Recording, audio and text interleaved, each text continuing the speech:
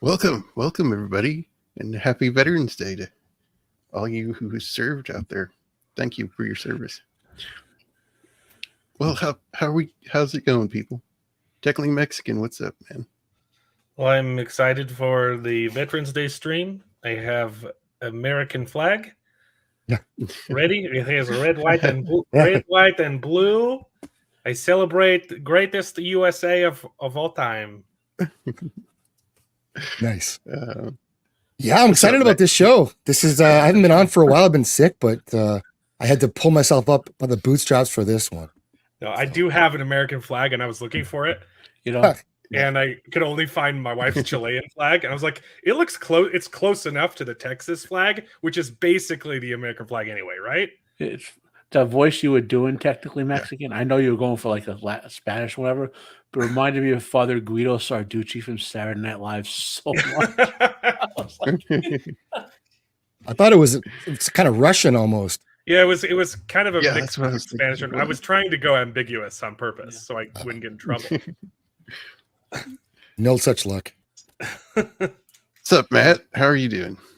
Doing good. I mean, it's been Veterans Day. It's big to me. I mean, I still have some living veterans left in my family, but the whole World War II generation has now finally passed on.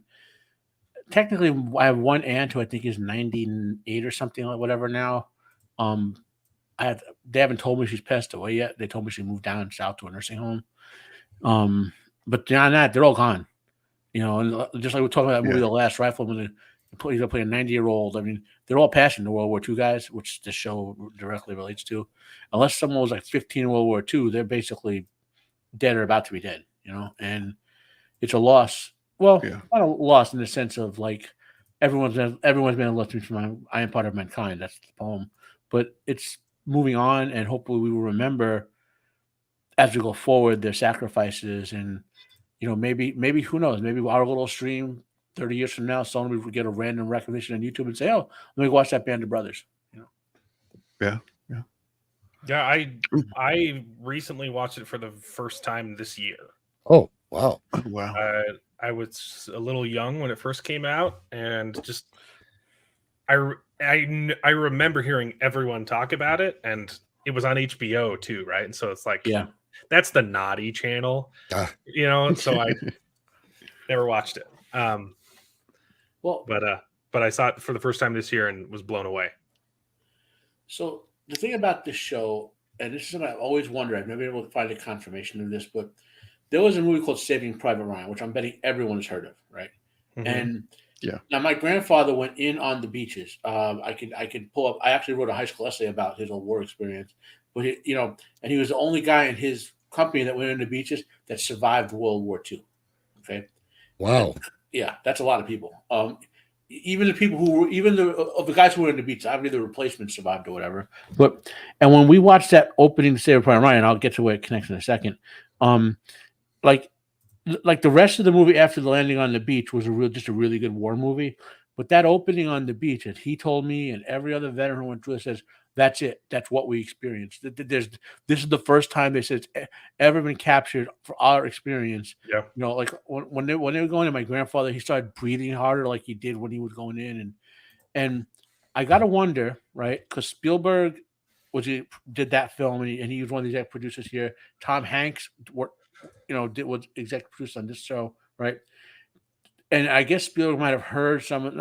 I don't mean criticism in a negative sense, but saying that the rest of the film wasn't as realistic as that opening chunk, because this show seemed to take the opening chunk of Saving Private Ryan and put the realism in every combat scene, every occurrence, every episode. I'll even have like a couple stories later on if we get to the episode. The last episode, second last, where the officer pretends or give them orders but doesn't. I don't remember which one it is.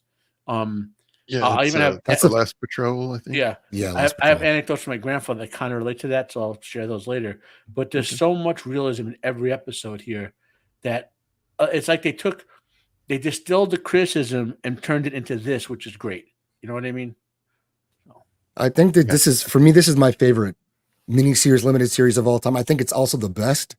I'm not a critic, but I'll stand by that, and I'll fight for that. And I think this is a kind of a show that you should, if you have kids, especially if you have sons, or fucking if neighbors have kids and you can borrow them for a bit and not go to jail, make them watch this show, because like these are real stories of real people. And yes, it's not 100% accurate, but there's so many other stories out there that will never be told, that never even came home. So this is a small sample, a very small sample of what these men went through to give us what we have now. And if we don't pass even this part along, it's going to die. And it shouldn't die. This has to continue. These stories have to be told. And maybe it'll trigger these kids, and it did for my oldest son, to go and research these people and then look into the battles and what our family members have done. So he's looked into, my grandfather and great uncle who fought over there. And so it spread that interest, because they don't do this in school anymore. Yeah. Well, I think it almost has died in a sense, because to keep most of the politics out of this, but if you look at what's happening in the streets, even in the U.S., with death to the Jews being chanted on American streets, and I don't know what they're teaching in schools anymore. But then again, I don't remember being taught. I mean, I was interested in American history myself always, right? And my family with all the war people, so to speak, they influenced me, right? But I don't know. But even what I was never taught to be a hater in public school. It's grammar school, and then went to the Catholic high school. But what the kids seem to have now is like crazy, And like if I could imagine some of these kids doing that and watch this and think this is propaganda. You know what I mean? I mean, they could. Yeah. Well, when when you have people already forgetting the horrors of communism and saying that that people didn't suffer under communism, it's because they're only allowed to say that because their lives are so good right now because of the people in this miniseries and people like them who are willing to lay down their lives for freedom. Yeah. Yep. I did like what you said about how the series is like a slice of history, and it's interesting to me because the entire show feels like kind of like a slice of life film. It doesn't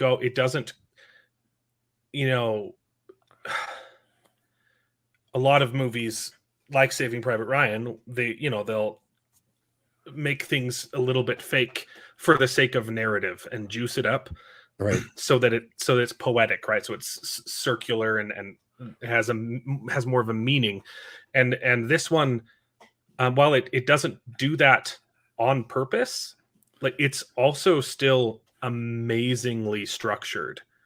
So it's like the best of both worlds. You get the slice of life, which is sometimes literally just reading from these people's journals, and then dramatizing it, but also because they chose to frame the whole thing around the same company, that the structure works, and you do see like the entire journey, and it is poetic, even though it's real life, and that's hard to do with biopics without making things fake. Well, interesting what you said there. Like from a technical, productive point of view, they did something really nifty with this, which I think is one of the things you took out of Saving Private Ryan. Remember at the very beginning, before the war, was the old man going back to the grave, right? Yeah. And we didn't know who he was Right. at the end of the movie, right? If you think about it, we don't get told who these guys are in terms of the characters at the very beginning. You know what I mean? Right. Yeah. Yeah. So we're left to sort of wonder: is this guy? Is that guy? And and you can pick it up like, oh, he's acting like that character, so he must be like Spielberg and Hanks and other. They build in our minds this great. They do it very well. You know what I mean? Yeah. Yeah. But they did something extra special on this, which you can't do anymore because unfortunately they've passed on. But the men interviews, right? The interviews and the actors spent time with the actual men that they portrayed and their families. And in some cases, they went and watched the show with the families, and they're still connected with those people in real life, the relatives of them. And like, that's magic, right? And one of the producers, I got to be on a show with one of the producers, and she was talking about how the final episode was like, it really was it was like a tear-filled goodbye for everyone because they had become a family throughout the creation of this work of, well, semi-fiction, but most of it is based on fact. Yeah, I was not expecting the last episode to be as impactful as it was because like everything's over. What are we doing here? Yep. But it was really good. This is Yeah. my grandpa, Ortho Christensen, served in. This is his glamour photo, right? I've got one. This looks like a mob photo. No, he does. He's a good looking guy. Yeah. I'm trying to. I don't remember where he was deployed, but sorry, you were going to say something. I got a photo too. You made me go look for this photo. So he, I don't have any stories, because he refused to talk about the war. He never told any of his children anything about his service. The only thing they did know is he never actually had to shoot his gun.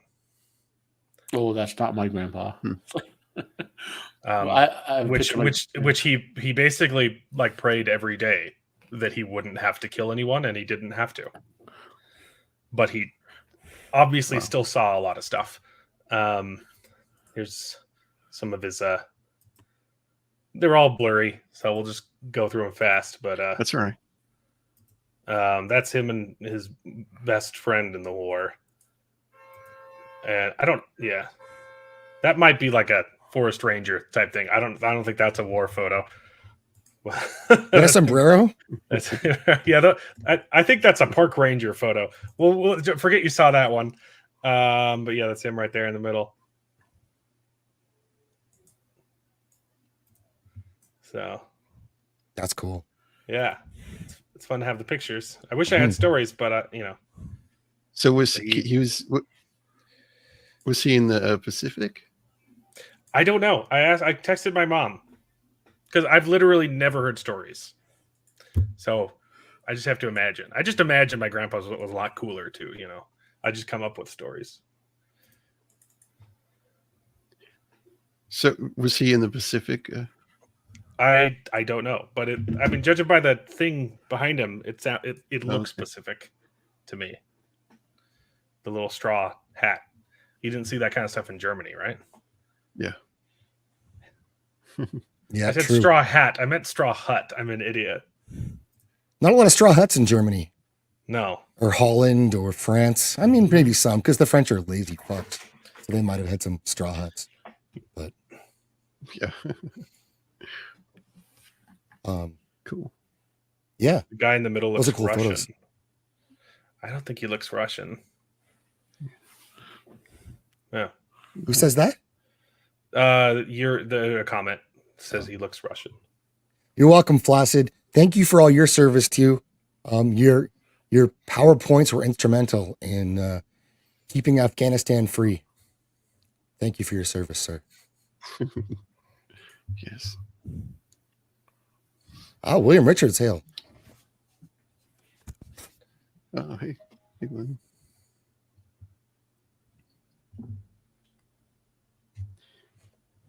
We'll see if my mom ever texts me back and we can get actually where he was stationed, but deployed. Yeah. Well, that's it. Those are the photos. You can Cool. I got a couple. Move on. I got a couple. Very cool. Yeah, I got one picture when you're ready. All right. Got a couple too. All right. Roman's here. He's probably got some stories too. His grandfather was in the Pacific, nearly killed twice in kamikaze attacks. The Pacific, like as a series also, but as a theater doesn't get any credit. And that appears to me from an outsider to have been a nightmare. So this is my grandfather, who I'm named after, by the way. He is Matthew T. Marino. I'm Matthew Marino. This is when him and Uncle Pete volunteered, and they went to the West Coast to train. That's kind of where he met Joe DiMaggio, funny enough. And this is him in his uniform on the West Coast when he spent months there. And he was in before D-Day, like because it was the Depression. They wanted the income. And he was actually getting sent home to be discharged, right, when D-Day happened. And then Either him or his brother, one would have been discharged anyway, but the other one was going to be forced to stay in. One of them volunteered to stay in, the other one was forced to stay in. I don't know which one it was, right? But so this is him on the West Coast, basically, before he got shipped out. And he went in the Normandy beach on the second wave. Like I said, he was the only one in his company that went in that wave that survived to the end of the war. He almost got killed at the Remagen Bridge, which is a famous battle. There's a name for the battle and it escapes me, but there's a really good movie about it called The Bridge at Remagen, and where the Allies are trying to take this bridge to trap German and armies on the side of the bridge so they could overwhelm them. And then the Germans, between the Nazis wanted to blow the bridge up and abandon the army. The regular German wanted to recover their soldiers. So there was like a three-way battle for controlling and destroying this bridge. My grandfather was hit by artillery on the forward side of the bridge. Because what happened is they kept taking it and losing the bridge before ultimately it was blown up. And I believe on the first time that the Allies took the bridge, he was hit by artillery on the forward, as they advanced towards the bridge. And he spent 5 years in the hospital. He lost half his stomach, his left kneecap, intestines, piece of, I think it's one of his fingers. They told all relatives he was going to die, and he lived till he was 96 years old. So long life. Yeah, rough one too, Wow. though. Yeah. Well, he was disabled, but he fought for everything, and it made him a bitter person. We all knew that, but he still had his good side, and I have a few stories that relate to some of the soldier's experience that I'll share during it, but he very rarely talked about the dark parts of the war, except on a couple of instances, which I'll come up, which I might mention in. But for the most part, it was always the sort of funny stuff with his fellow soldiers. Like, I'll tell this right now. So there's an incident where I think in the 8th episode where the one officer is looking at that one alcoholic beverage everywhere they go, right? You remember some sort of brandy or something like that, Right? Yeah. So his company, he was a scout in a scouting company, right? So they would break them up into platoons and then squads, and they would all advance ahead of the armies, and they would scout around, right? His platoon would always find, like in Europe, there's a lot of old wine cellars. Like even poor people had wine cellars. So after they cleared the Germans out or found where the Germans were, they would scout at every wine cellar in the village or whatever. Yeah. So eventually the colonel who commanded their company was told, wherever that guy's platoon goes, go around it because they keep getting the soldiers drunk. That was you talk about Lieutenant Nixon, who was part of his story was that it was always there was some tension in that if he ever ran out of alcohol, it was going to be a real problem for him, because he was such a heavy alcoholic that he would go through withdrawal to the point where he could be non-functional. So like it was kind of a funny thing at some points, but it's also like it shows you what these guys went through and how they got through some of this stuff and survived it. Well, that's the thing with my grandfather. And he really didn't see much combat. No. And he didn't see much combat either. So it's not just the ones that see the combat. Yeah. It's the ones that are, on the periphery of it, but still it affects you. Yep. Yeah, that's why my grandfather and the funny story I had about the wine and the wine cellars, they weren't raging alcoholics, but they were in a tough circumstance. And, if you're not in battle, you do something to relieve the stress, right? We're obviously, I when I was younger and less bad and not in so bad a shape as I was, I thought about joining the military, but I wasn't going to become physically capable of it. And that's voluntary for all of us of our generations. And I'm assuming the same thing is true in Canada. It's voluntary up there for the past 50, 60 years, right, Zaxx? The Canadian military? Yeah. So, but then it wasn't really like. Then it was we've been part of the British Empire, so not anymore. Well, we still off to the side, kind of like a weird uncle or something. But like we were still. So when they went to war, we went to war. Yeah, but I mean that you weren't like the conscriptory drafts were still going on in World War II. Even though my grandfather volunteered, and all relatives were drafted. Like in Vietnam was, I think, the last major period of Yeah, we don't have that anymore at all. So now, during most of our lifetime, it's been a voluntary situation. Yeah. So those soldiers who go in are more mentally prepared to do it. Not to say it's any better, but you know what I mean. They get less traumatized and they have more professional services, and So. Yeah. Do you? Yeah. At that point, though, it's kind of like, are the people who volunteer for it, are they the best mentally prepared? Well, that's a big myth that people have about soldiers and their mental stability. At least in the U.S., you are extensively psychiatrically screened at every point. Yeah. They don't want sociopaths. They don't want people who are going to break down or like in a lot of ways, soldiers are mentally the best of the best. At least in the way they recruit them in the U.S. I'm presuming Canada and Europe does something similar with the recruits. I'm glad they're still screening people then. Yeah. I don't know. I haven't looked at requirement. I know PT requirements are changing constantly, but yeah. So, Zaxx, did you have something, a photo you Oh wanted to yeah, share? I got some stuff here. So I got had a couple. This one here. This is my grandfather on my mom's side. He's a Uber Chad. You'll see. There you go. Look at that guy. Dang.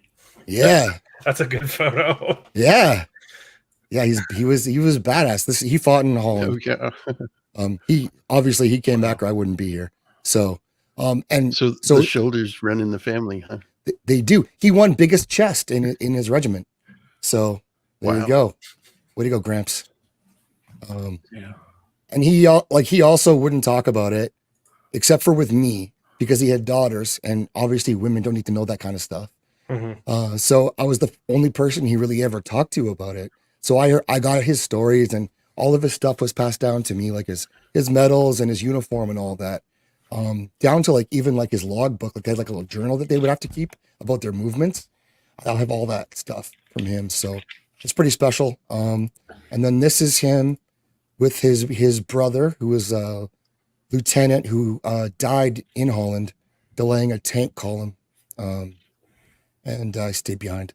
So he didn't come back. Yeah. And this is one of the last pictures of them together. And there's a whole regimental photo here. And he's over on the far right. Yeah. So I have lots of stories and memories from this, and they kick some ass. There's some cool, if you know the regiment, you can look up their go through their library, and you get the day-to-day officer reports, and you can find out who did what. And it's a little bit of digging, but it is kind of worth it if you care about that. Just a brief follow for that. A lot of the military records, if you really want to go read this stuff, it's public. So the battles, the service records, and all. So it's cool stuff if you ever dive into it. Yeah.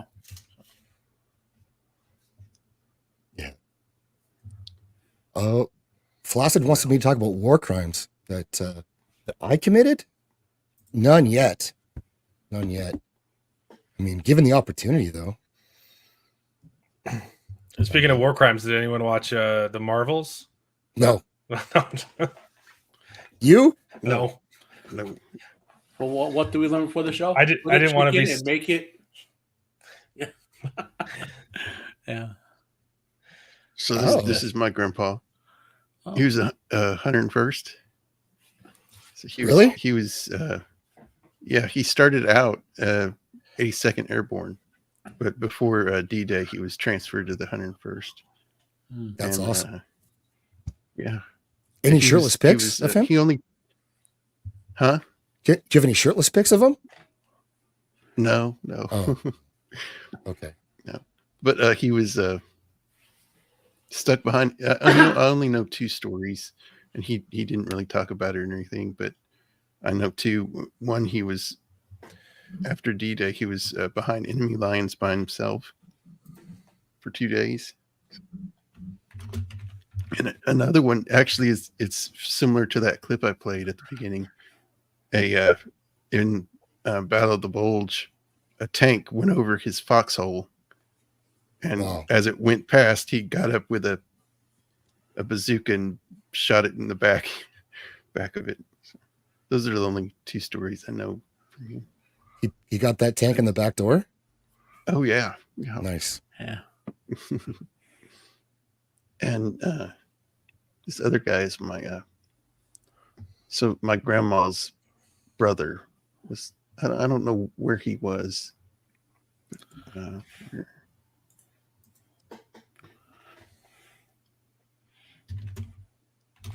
Yeah, he's a Cajun.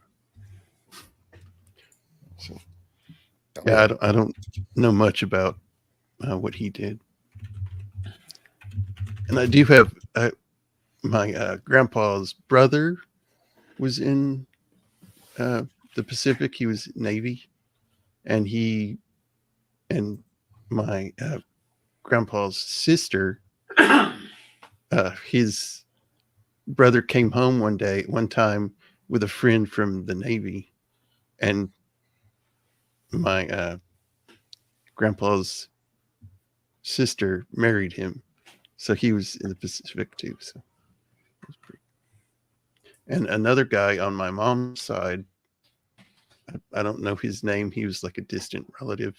Was at Pearl Harbor, and he was off his ship at the time when it got torpedoed or bombed, and it hit the powder magazine and just blew the whole ship up.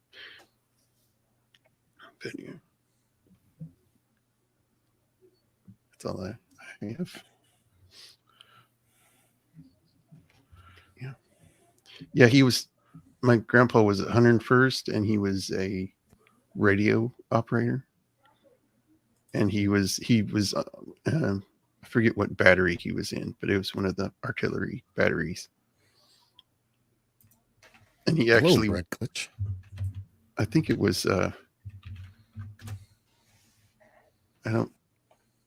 but he went on a glider, and he parachuted, so he did both. I don't know if it was on D-Day that he was, but it must have been parachute, because if he was by himself for a couple days. But yeah, let's see here. Welcome, Red Glitch 57.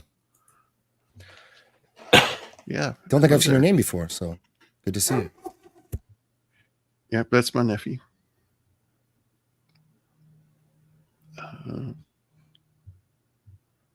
Sorry, guys. Hang on a second. Jacob is under assault by raccoons now as we speak, people. Pray for him. Dangerous raccoons. So we're talking in the chat about Unit 731, which was like the big Japanese prank unit. They played lots of jokes on the Chinese civilians. It was lots of good medical data came out of that. So, you take the good with the bad, right? I guess that's the YouTube way to say it, right? Yeah, that's right. My mom finally got back to me. My grandpa was deployed in Manila, Philippines, and went to New Guinea and Japan. Wow. I'm gonna link this in chat. My the day my grandfather died in 2011, I sort of posted a bio of him on a forum I used to go to a lot before the left took it over. So this is kind of like his bio with regards to the military and his well, I'm not a mod, so I gotta Jacob's got to do it. Okay, hang on just a second. I linked in a private chat, so not so. Yeah.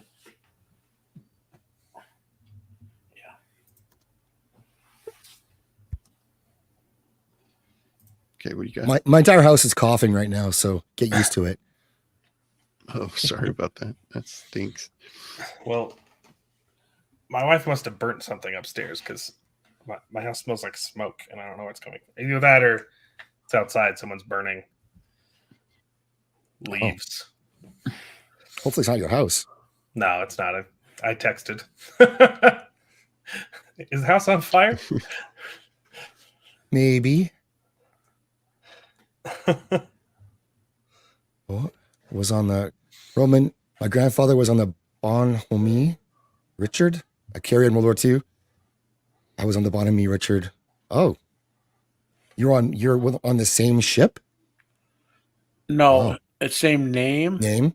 different class of vehicle. A carrier and they're different. Yeah. That's cool. Mark Clark. Yeah, you can't let her. I mean, don't let her out of the kitchen, I think, is the biggest issue. Like, and if you leave her in there long enough, she gets practice, doesn't burn things anymore. I'm a better cook than my wife. Oh, yeah? Yeah. Copa's a cook, too. In the chat here. It's Italian thing. Did you want me to share that, Matt? Yeah, Zaxx did already. That's it's on the internet. It's been on the internet for like 10, 12 years now. So I have no problem. I want my grandfather to be remembered in some capacity. And if a random internet search 500 years from now turns that up, I'd be happy.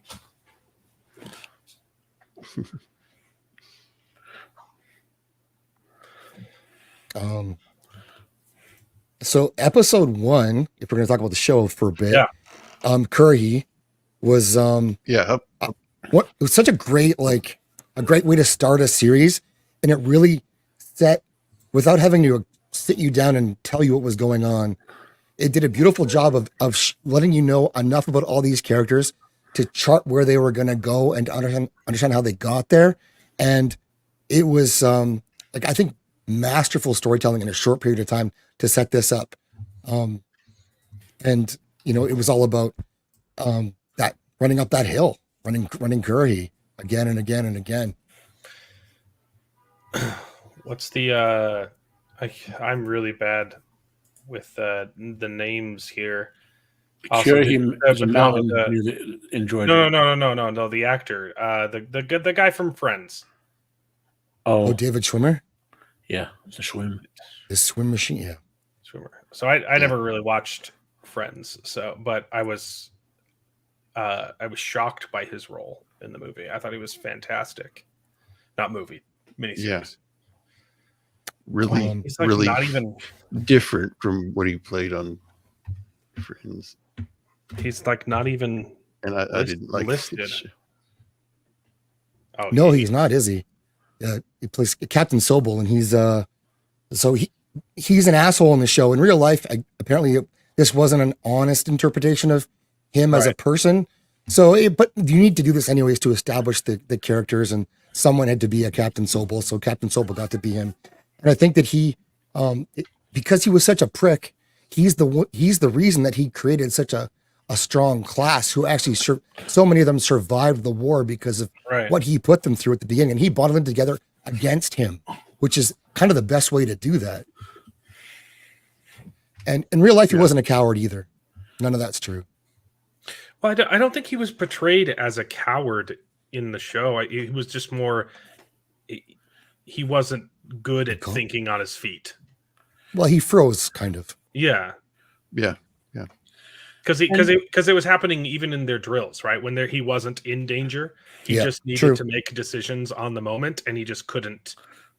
He wasn't good at that, so I wouldn't call that cowardice. Because he was pretty distraught when he didn't get to go out with him. There were officers who are like him, who were like not him per se, but like my grandfather had an officer assigned to his lead his platoon at one point. I believe there were lieutenants who took platoons out or whatever. And you're supposed to march down the sides of the roads, separated, and not revisit like in the ditches or whatever. Mm-hmm. And he made them march down the middle of the road in formation, and they got hit by machine gun fire. And my grandfather said, had he lived, we were going to kill him. Frag him, yeah. Yeah, I mean, they were just outright going to do it. The soldiers who survived, because remember some guys in my grandfather's company, but he's the only one who survived.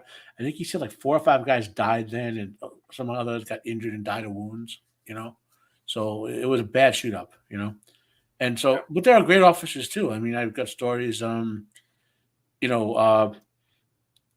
that officers like later, like Damian Lewis, Dick Winters, like as he became, you know what I mean? There were great officers who knew the proper relationship with the enlisted men,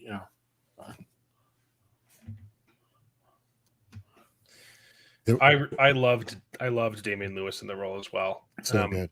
I want to see him in more things. I've only seen I know he's in like that TV show Billions, which I haven't watched, But have you seen Life? That is awesome. I The first love season, that show. especially. It needed way more than 2 seasons. It did. As a person who deals with mental illness in my life, I'm telling just like the opening point, Ryan was the best for World War II, whatever. As a person who deals with mental illness in my life, that first season was the best on-screen depiction of a person dealing with mental illness I've ever seen. He is a far underrated actor. Mm-hmm.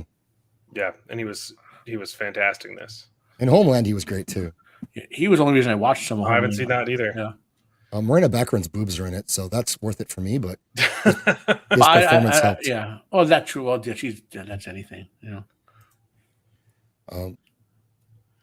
Yeah, the Curry I thought was great, and I like the conversation Dick Winters has with Buck Compton in the Jeep, and it really kind of establishes who they are in like a 30-second conversation. Yeah. Someone mentioned the friendship between Winters and Nixon, but I liked the friendship between Winters and Malarkey more. Yeah. They were great on screen together. The interesting thing about to go back to Schwimmer for a second, we know him as a character from Friends, basically, right? That's sort of goofy, like whatever. To play a character like this with such a stark contrast, I think that's why he stuck out more. Mm. Yeah. Even like Donnie Wahlberg was good in this show. He was actually great in this show. Yeah.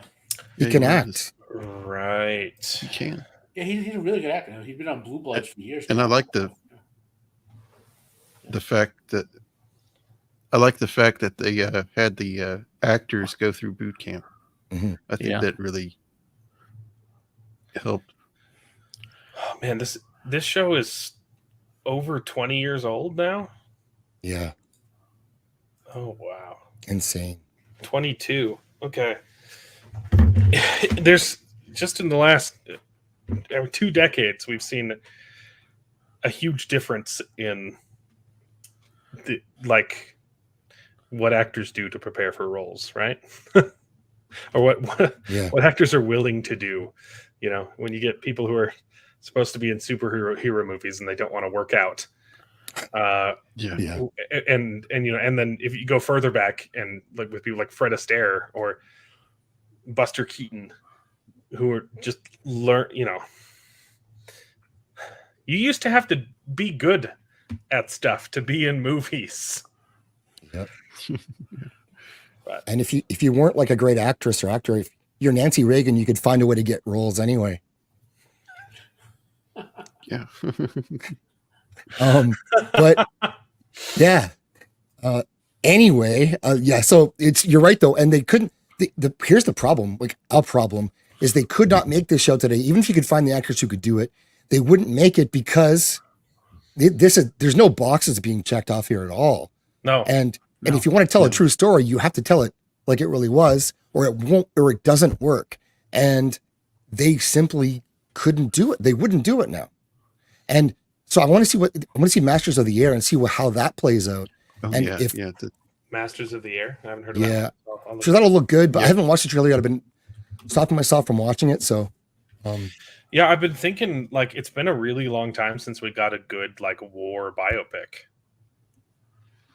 The ones the few that we did have were, I guess the last one that stood out to me was Dunkirk. Well, to do this show, like say about like you'd have to do the. I don't think you can do Korea. I think the Korean War veterans are basically dead or dying right now. Yeah. You'd have to go to Vietnam, and they're probably. I think Vietnam veterans are like 75, 80 years old, right? Yeah. So, because my mom is of that age, and she's 70 something, 71 now. Yeah. Well, and if you want to do the Vietnam War correctly, it's not going to be popular.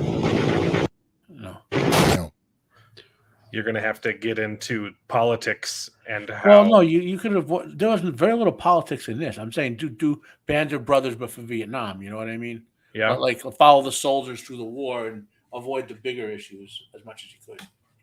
Right. I mean, they wouldn't avoid the bigger issues. Of course not. Who would avoid the bigger issues today? This scene here when they're when the clouds open up and it's just total hell, pretty much. Do you guys know there's what are the stats for bomber crews? Something crazy like it's very high fatality rate. There was another movie with them. What was the movie a couple of years ago? There was another World War II film with the bomb with the glider crews. You know, Memphis Belle was the bomber crew that I remember the most. There's that movie. Yeah, but yeah, percentage wise, Japanese kamikaze pilots had a better survival rate than bomber crew. Yeah, because they bounced. Because they were full of people. Right? Yeah. Well, if one goes down, your stats go up. Put this in perspective, right? For what World War II was compared to, say, the biggest war we've had in the modern era now, which would be maybe the first Gulf War, let's say, right? Right. For the U.S. perspective, there was no quantity. There was no quality, except some of the Germans had some quality with tech stuff. There was quantity, right? So when these gliders were coming in on D-Day, like the lead, there were so many rounds being shot in air that there were like hundreds of millions of tons of metal being shot in the air like every hour, right? So they weren't hitting them by precise targeting like we would do now and missiles that would blow up precisely. They were just putting up walls of lead that were hundreds of miles wide. It's just strafing. Yeah, and the same thing with the bombing on the ground. Like, they would avoid that. This is good politics. That's all. Avoid that. But they would just the amount of bombs that were being put on the ground. There was no. The precise targeting thing was something they came up with after the first Gulf War, really, with special forces and precise targeting and all that. Yeah.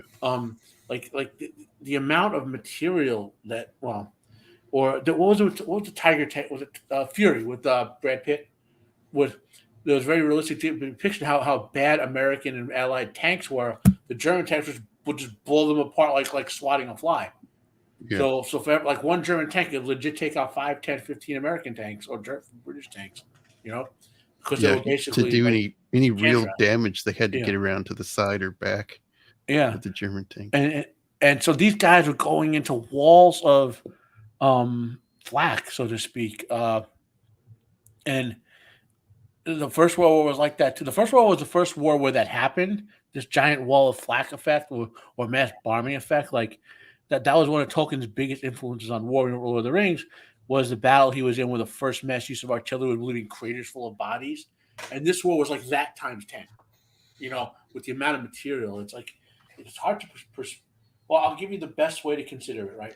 So after the war in Europe was over, right, they had a plan to take out Japan called Operation Downfall, right, which was the land invasion of Japan. Jacob, don't skip past that scene. We got to talk about it. So I'll keep it short. So they use an alternative of the nuclear bombs to try to get a surrender, which they didn't until after the second bomb.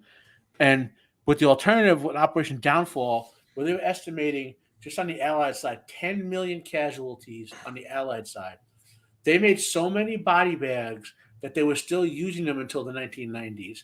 And they made so many Purple Hearts. I think they issued the last one in just after or before the year 2000. That was the amount of mass of being thrown around in this war. It's just crazy, Yeah. That's this is the Wehrmacht soldier from Eugene, Oregon. Yeah, this scene's wonderful, but just before we move past the planes, I didn't realize it was as bad as it was, right? Because you'd think D-Day was probably like the worst land, just how it's depicted in Saving Private Ryan is amazing. This was like their D-Day. And I don't know, just going into it, I didn't think it was going to be as chaotic because I'm not as history buff as I should be. But when it starts and just entire planes just are gone in a second and torn in half. It was quite shocking, and I thought it was told really well. And then getting to see everyone reassemble on the ground in the chaos that would have been terrifying. It's beyond impressive that they were able to do that. But De Winters, or at least he's portrayed as just keeping his head on his shoulders in just it's wonderful stoicism. Yeah. And this is one of the best episodes, I think. Yeah. Yeah, it's amazing that, you know, guys they didn't even know or train with different groups all together. You just you could together and accomplished your mission. It was amazing. Imagine how resourceful these guys were. It was like a detective scene almost. You know, he's like piecing together what happened. Like, oh, you from this? You were on a plane that was like a mile back, and you landed here. So he's like triangulating people's positions and stuff. It was great. Yeah. Well, that was one thing my grandfather kind of told me, and the others, that after World War I, they realized when they were going towards war, because they kind of suspected it was coming, even though they were, they had to have a higher level of training for the soldiers. That they couldn't just draft a bunch of guys, give them a 2-month boot camp, and expect to do more than put bodies literally on the field. That like a lot of it in World War I, a lot of the training guys got, or after they were in battle, they kept getting trained. Whereas here the goal was like you said, that they could just seamlessly work together more efficiently. So if like your radio man died, but the radio man when this company was over, he would just know, oh, there's the officer now, I'll be his radio man. It's like that level of training in World War II was big, and they depict that here with a lot of the stuff happening when you see guys coming together from different units. You know what I mean? Yeah. Yeah. So this scene was this scene finally crazy. Yeah. So he meets a guy from his town fighting for the Germans. It's just from Eugene, Oregon, of all places. Believe. Yeah.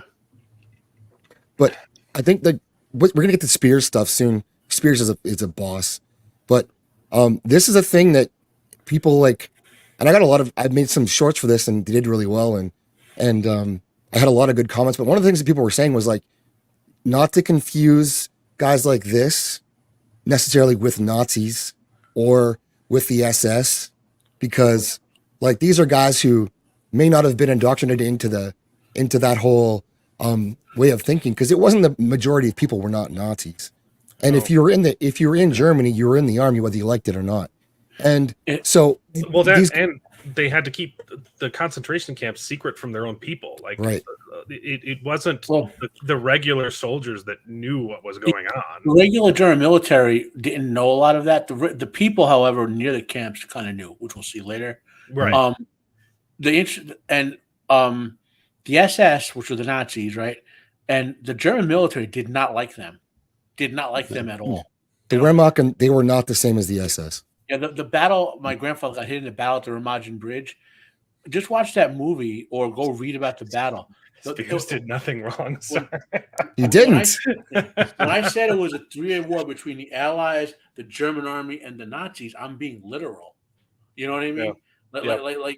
Yeah. So just I was just it's very informative to read this stuff, and we see that here with this scene. Mm-hmm. Like my grandpa, here's a story for you. One of the things the Nazis, the SS, would do when they had an emplacement, you remember all those Hitler Youth they talked about, right? Mm-hmm. They would take these 12-year-old kids, chain them to machine guns, beat them up till they're aggravated, then leave the kid behind chained to a machine gun while they retreated. And my grandfather and his guys had to kill little kids to take these places. And he said, once we saw that, Matt, we never accepted surrender from another member of the SS again for the rest of the war. Yeah. But they would accept German surrenders from soldiers, right?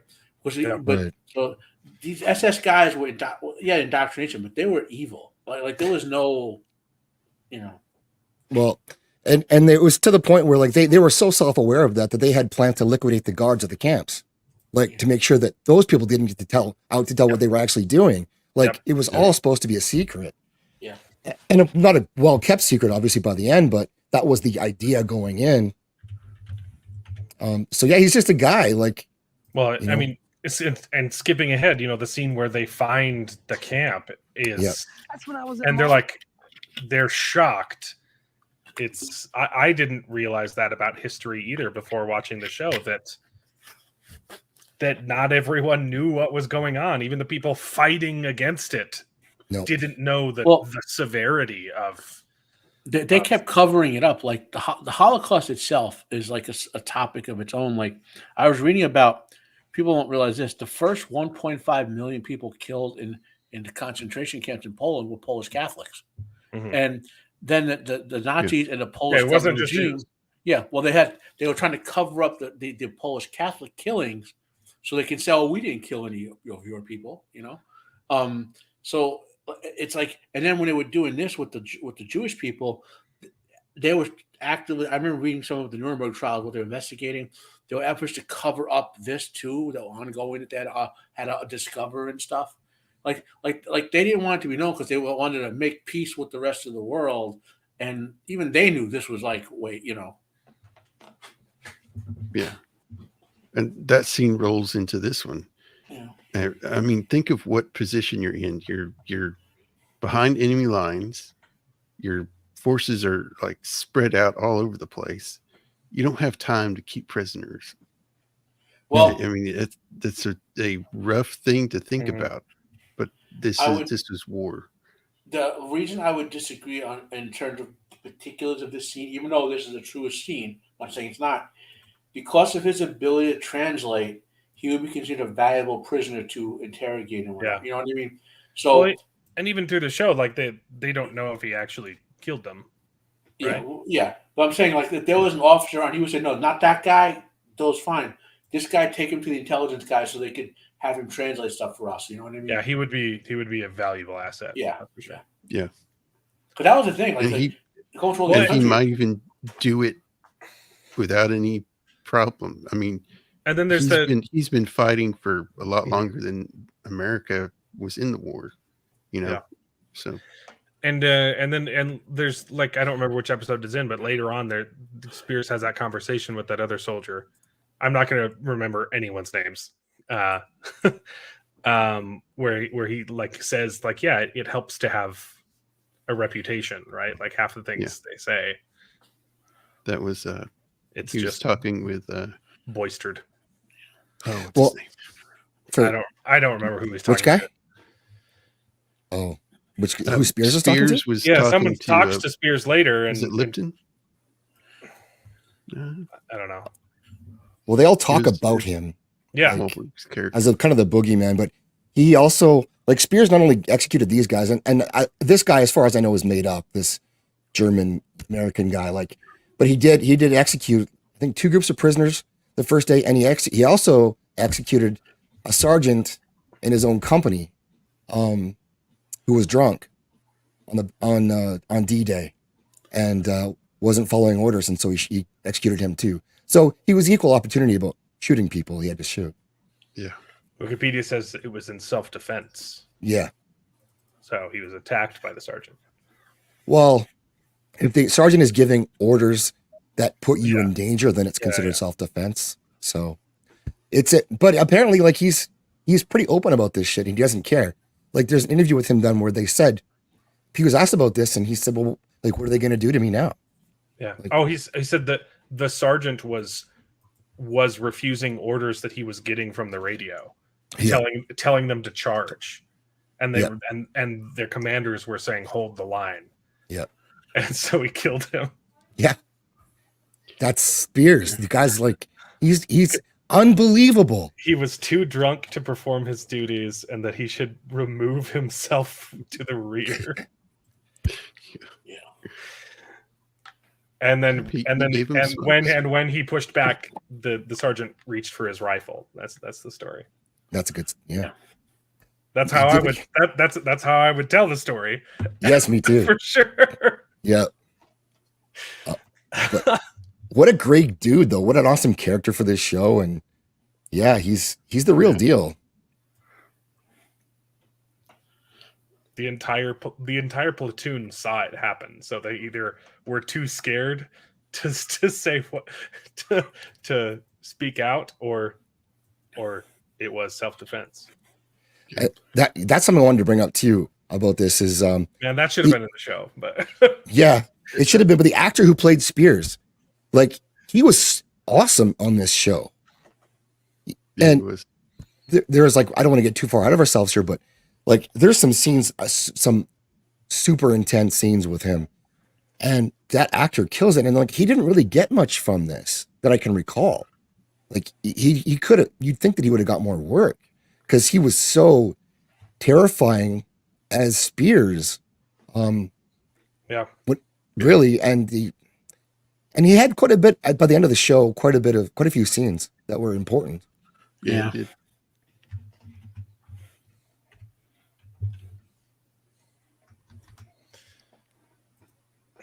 It's Yeah, I the, like this part. Winters finds out he's the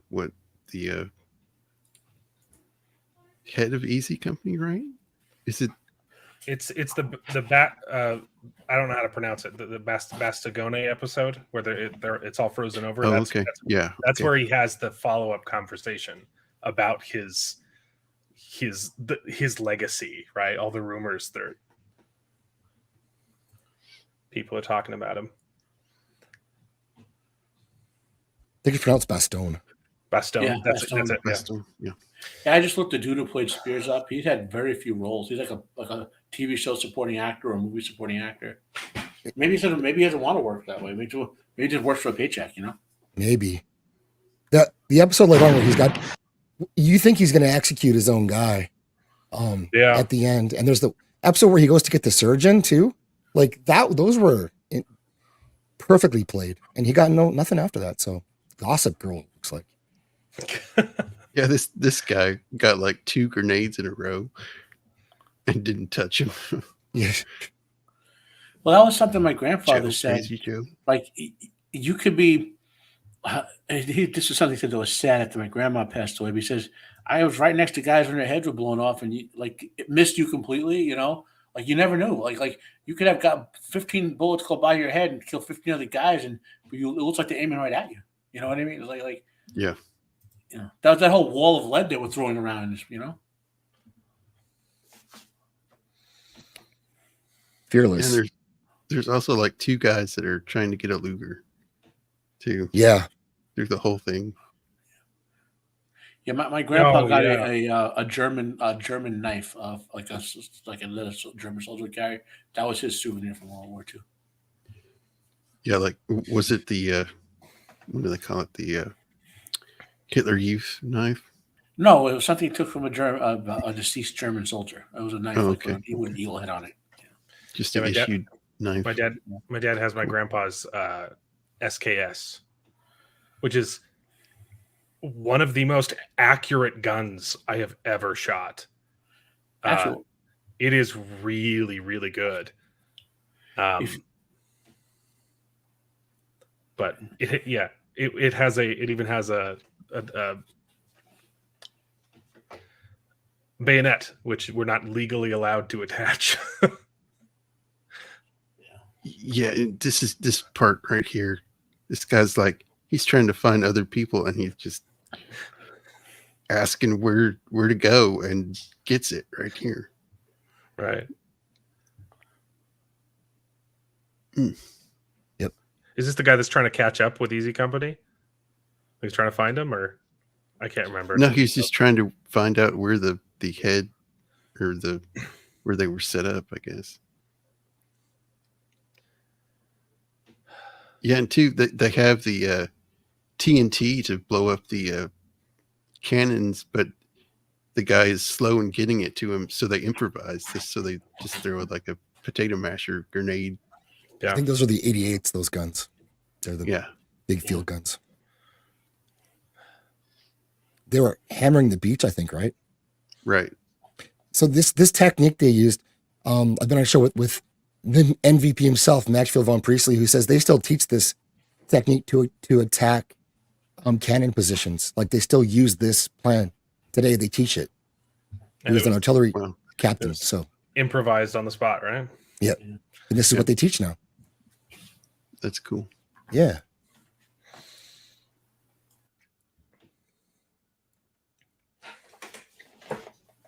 I like this part. Nix comes riding up on the tank. It's like, nice ride. I like the Garnier Winters interactions where like Winters really has to earn his respect and finally and eventually does. Yeah. This entire just the way that it's shot too, it's so personal. It's like up close, claustrophobic a lot of the time, but it's never, done. It never detracts from the filmmaking, right? It's never too shaky cam, right, where you can't tell what's going on. But it's a really good balance of showing the chaos and also just good cinematography, like engrossing. I that's what I would, my one word description of the show. I was just absorbing it the entire time. That was a scene where Nixon is giving him props for finding this intelligence from when they captured the guns, and all he cares about is the one guy who died, and that's all Winters wants to talk about is the one guy who died. Yeah. Yeah. And that was the first guy he ran into after he parachuted too, wasn't it? I don't remember. That's a good performance. Hey, Cajun. Yeah. I get the hype. I get why people were talking about this show when it came out.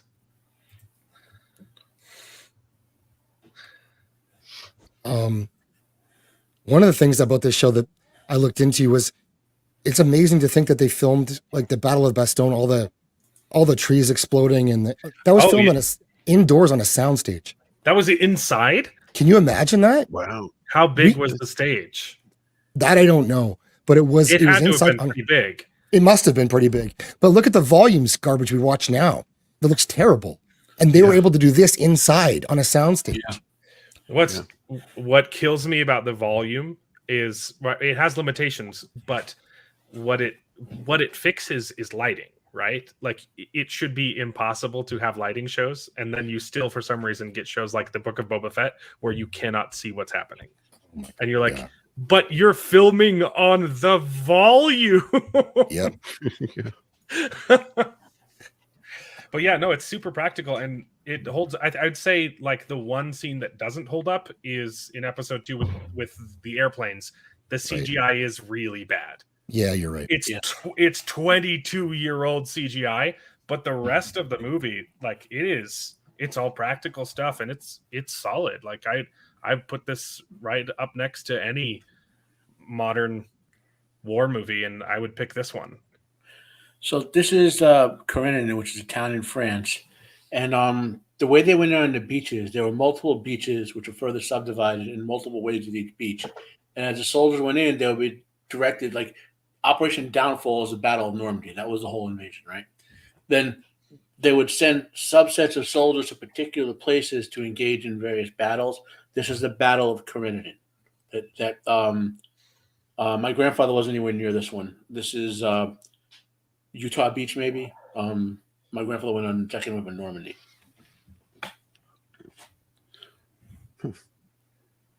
Yeah, this was another interesting bit here. That flower that the soldier would go up into the Alps and pick. Showed that they were brave or something. Well, and you know what? And their fashion sense was like second to none. That's the one thing that they got right.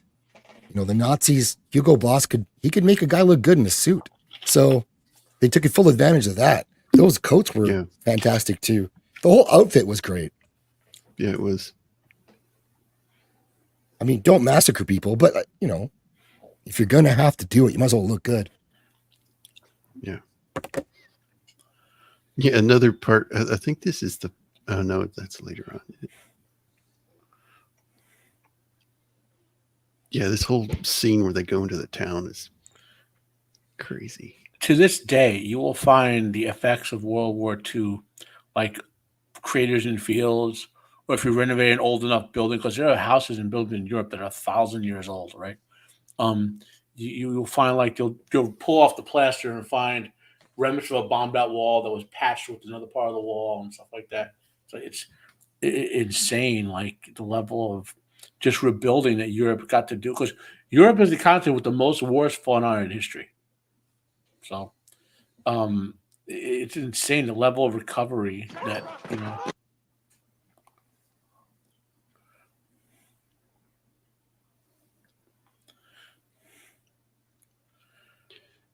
this poor fellow that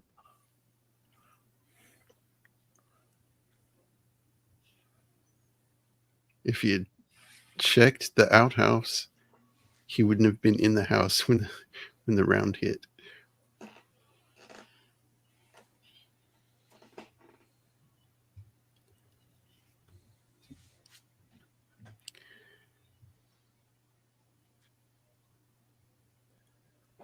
It's a game of inches, that's for sure. Yeah. That horse is a badass. That is. How many times have you guys watched the show?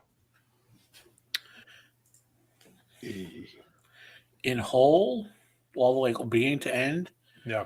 This in the Pacific, like 4 or 5 times. There are chunks of it that I'll watch, like clips or whatever. You know what I mean? Was the Pacific made by the same guys? Yeah, it's like the sequel to this. And Yeah, it's of particular interest to Italian Americans because the main character is John Basilone, the most decorated Marine of World War II. Well, I know what I'm watching next, so yeah. I've probably seen this one over 10 times, probably. Yeah, I've watched it through 5 times now, I would say. Yeah. But there's some episodes, like episode 7 is one of my favorite episodes of television ever. So I've watched that like way more times than 5. Well, like especially when Zaxx did his clips of it, like this is something I'll occasionally go look for clips of it or like 15-minute chunks. What was this guy's name? This the guy who has the psychological, the guy blindness. Is it Blythe? Blythe, yes. Blythe, yeah. Right. Private Blythe, shell shock. And he is shown, I think in their show they mentioned that he was killed, but he wasn't killed in real life. And they had to correct that later on.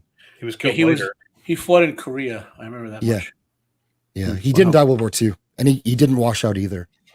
He died in 1967 in Germany in active duty. Wow. Yeah. Yeah, his whole journey in this episode is great. Mm-hmm.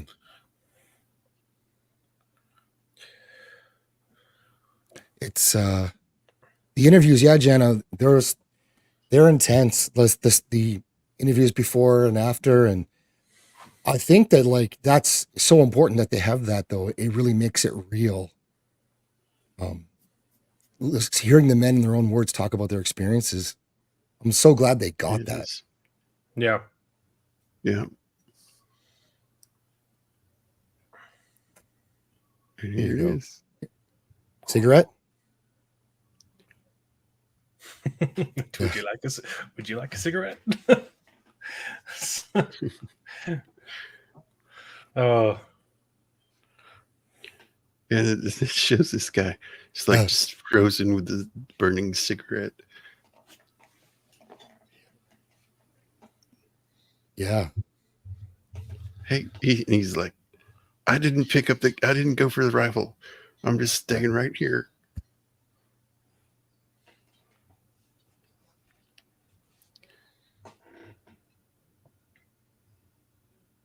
Yeah, this part it's like this guy's going around in a German raincoat and gets bayoneted. Gosh.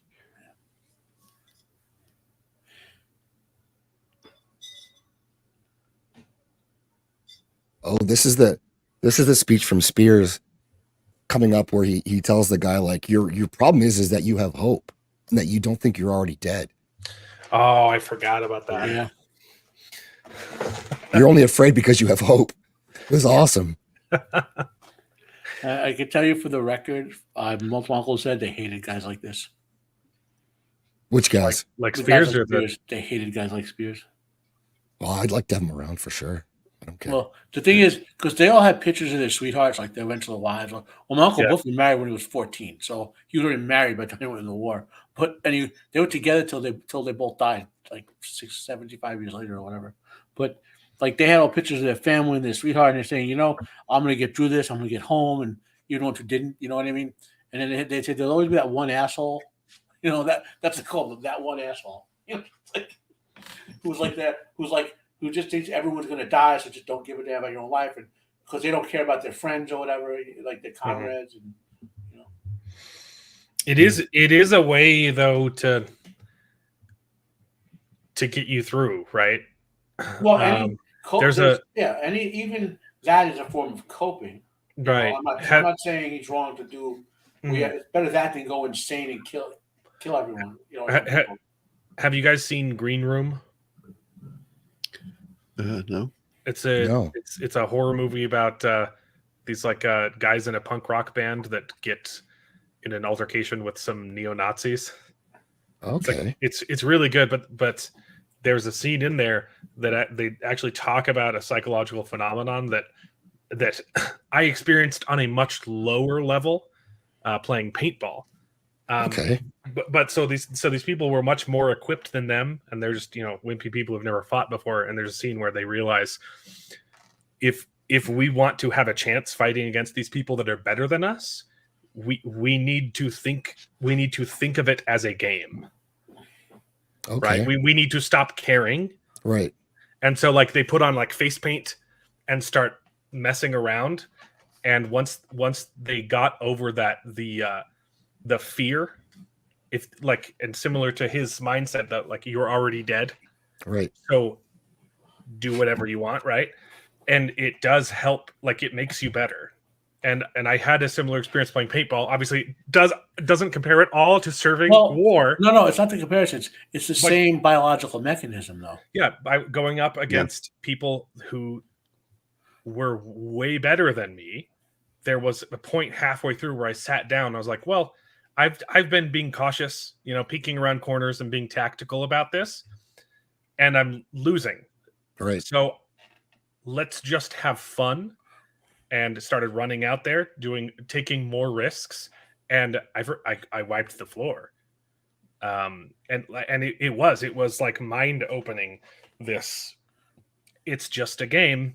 Treat it like a game, and obviously, with the backdrop of fighting an actual war, it's very different.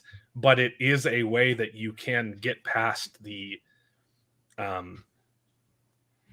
shell shock, or just the because fear is crippling. The inability, like it'll make you, if you're stuck in that mindset, you might as well be dead because you're going to die, and you're going to get other people killed. And this, like you said, it gives you almost like it can get you killed for sure, but it gives you that superhuman ability to have no fear, to do like his run through Foy, where he runs all the way through enemy lines, and then all the way back. Like you can't do that if you're calculating, what if I get hit or in any way? No, right? No. And it's to the point where you're so brave, you're insane, to the point where the enemy is like, this can't be really happening. Like there's nobody who would do this, and he's the one guy who would do it because he was already dead. Yeah, there was we did not see the things that you saw in paintball. There was a comic book series Marvel did maybe 25, 30 years ago called Strike Force Morituri. And aliens had invaded. So to fight them, they would give these humans superpowers, but to burn them out and kill them within a year. And Morituri is Latin for those who are about to die. So they knew they were going to die in the comic. They were Morituri. Like that guy's attitude is he's Morituri. He's about to die in his head. So he's just turning it off and going forward. And, and it's an understandable response. I'm just saying, my grandfather and his uncle, the one that they told me, they didn't like guys like this, because that wasn't their focus on surviving, like the way they had to survive, Yeah.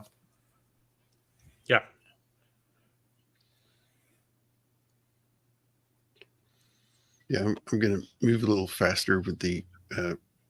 I just remember when I watched Green Room for the first time, I was like, no, yes, I did this. I did like the same thing. Jacob, this is like the third episode, and what do we have, like half an hour to 45 minutes or whatever? Maybe do one scene per episode, Yeah, there's one scene. The next episode is Crossroads, and that one scene where Winters goes running out and has to shoot that kid. How early was he in that scene? That's wonderful. Ronald Spears is the Tom Brady of World War II. Really? Yeah. he got it done. You're glad he was on your team.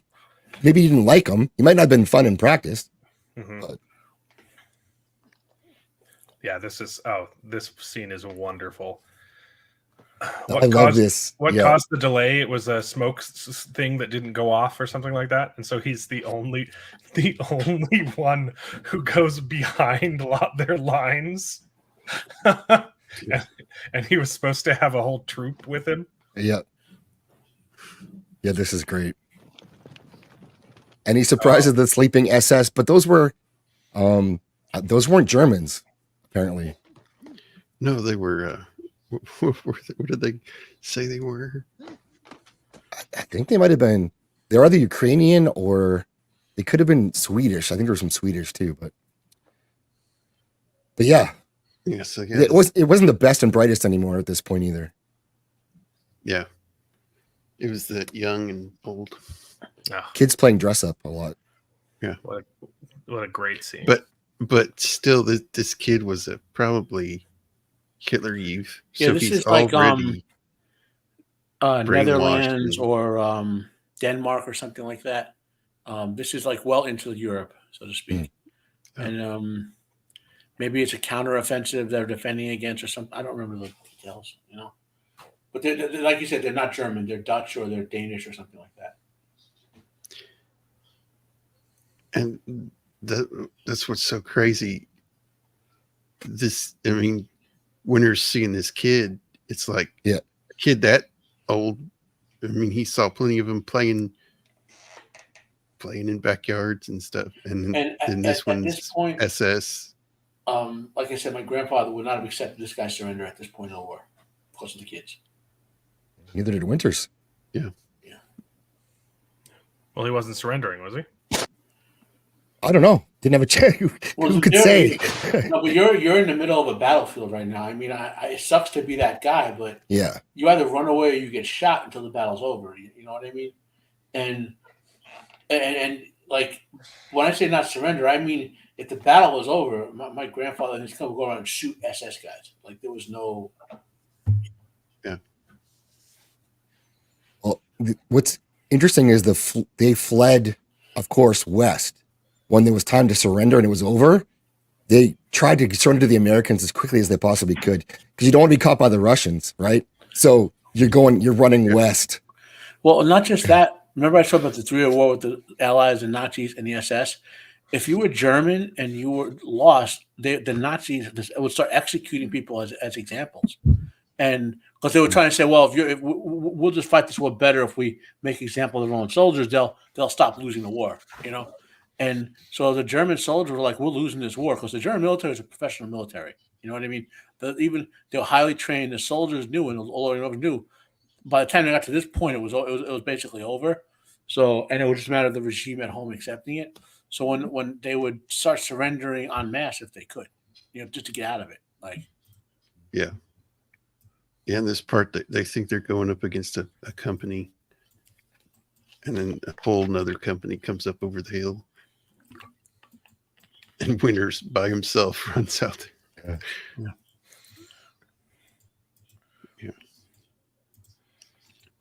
Any more about this one, guys? Nah. It's a lot of talking afterwards. So I think good. At the end of this one is I think Winters gets promoted to company. Yeah. He has that chat with battalion colonel chief or whatever. With Nixon. Yeah. He has a long talk with Nixon too. Yeah, this is his last real direct action, I think. Yeah, for Winters, yeah.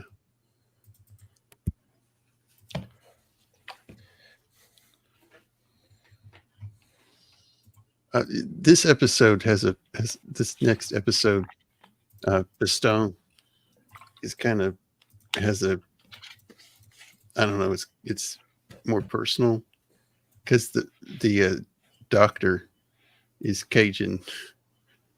So. Yeah. This is the one with the nurse who gets killed, right? Yeah. Oh, yeah. Which is the whole, again, mass bombing, throwing laws of lead at people. It's. I forgot about this episode. It's really good. again, structured really well with him going back and forth to the hospital, and then it's gone. Yeah. Well, yeah, and it showed the medic side of it, and you can't believe that he's somehow alive. Yeah. Like, how does he get in? He just goes. Like, This episode is tough. This episode is really tough to watch. Yeah, but it's probably the best one. Just with the desperation and people freezing in tiny little foxholes. And then the battle of the bulge, and the foxholes don't even help that much. Like, it increases your odds from the mortars by like 10%, maybe. That one, those two guys that get hit, I mean, right in the hole. Yeah. And there's just nothing left. So, well, and it's crazy. You're like, when it's going off, you're like, what? Okay, how does being in a hole help? I don't get it. I mean, that first scene where they're flying over and about to jump into on D-Day, the scenes in this episode where the artillery is coming in and just blowing trees up and blowing up all over the place was just best word for it is awe of the power of it. Are you saying this was done in a soundstage too? Yeah. I don't believe you. That is that's insane. You're a crazy person. I am. Yep. That's what I read. If you want interesting tie-in, if I recall correctly, the Crossroads, this episode of Bastogne, and next episode of Breaking Point. If you go watch the movie Patton, like within a couple hours after this, I want to say like you'll see a whole chunk of that kind of relates to this sequence of battles. This is the episode where they end up because they don't have any medicine really anymore, and they're just giving out chocolate. Yeah, it's comfort because that's what you got. The entire episode shot on the soundstage in England. Crazy, eh? That doesn't. There's all sorts of crazy stuff. That doesn't make sense to me. No, it doesn't compute. Their boots are so worn out that they're trying to wrap clothes like strips of leather around their boots so the cold don't get in, and they can't even repair their uniforms. They go days and days without bathing because they don't have the resources to even bathe at some point. Yeah. Oh, this is where we lose Compton too. This episode where he cracks. Yeah, rightfully so. There was starvation at one point. So really. So they used real trees, and mixed with fiberglass trees that could be broken apart to simulate the shells. Wow. All the snow is ground up paper, with like some polymers mixed in. And this is, of course, the Battle of the Bulge, as we were saying, which is the last German big hurrah, so to speak. 500,000 pounds of paper. Yeah. Took 4 weeks to cover the set with paper. And you know what? That's why it looks amazing, because it takes that much time and effort to make something look good, where in the volume you don't have to. Why even bother with, anything in the room at all? There's nothing, no props, period. We'll put it all in after. Well, you have to, if you do the work first, it pays off, and it matters. You can't just decide to fix it later. I will put that in later. Filmmaking used to be a craft, and now it feels like it's a obligation. Yeah. I think the total amount of troops between Allied and German forces, upwards of 2 million, like 2.1 million.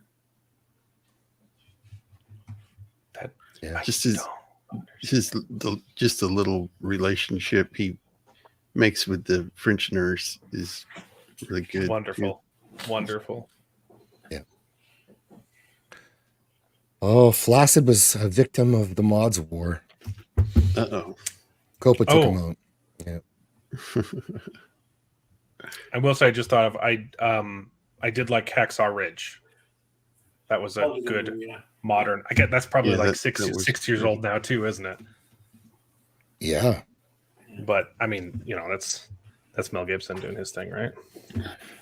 Mel Gibson rules. This must play with the medic's head, because they're sitting around waiting for somebody to start hollering for help, and just the constant of that over and over again. Every time there's a gunshot or a artillery come in, you got to go piece people back together and go back to the Mm-hmm. You have no tools to work with either. Yeah. And that's another thing that this miniseries does so well, is that you do get episodes like this that are like little vignettes where it's just like you're clearly still reading the same story, but for one chapter you're just focused on a side character, and you still get Winters and you get all the people you recognize, but it's like it's this story. You get the shell shock episode, and you get this episode where you just get to know these people a little bit more. What's that? Joe here got his boots blown up because he took his shoes off to dry his feet out. He was on Fringe, wasn't he? Yeah, he was. That's why I recognize him. He was on Oz too, I think. Yeah.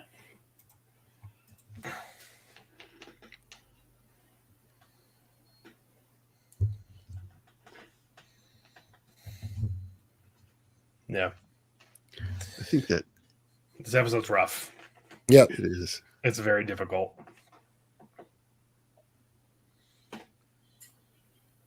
Imagine being stuck in a foxhole with Copa Catania, Ex Machina here. That'd be rough. Like, you gotta watch where his hands are all the time. You're trying to stay warm, but at the same time, yeah, have Copa on one side and Flaccid on the other. Oh, wait, you have to Winters him. Tell him the charge is started, but don't start the charge. That's right, Flaccid. The charge starts now. Yeah, let's go. I'll meet you there. Yeah, I just love the simplicity of this scene where they're just sitting sharing this chocolate bar. Yep. Yeah. In the midst of all the hell going on around them, it's just this brief moment of peace with a candy bar. Yep. Great scene. Yeah. And the medics and the doctors and nurses probably have PTSD too from all these, Oh, yeah. Yeah.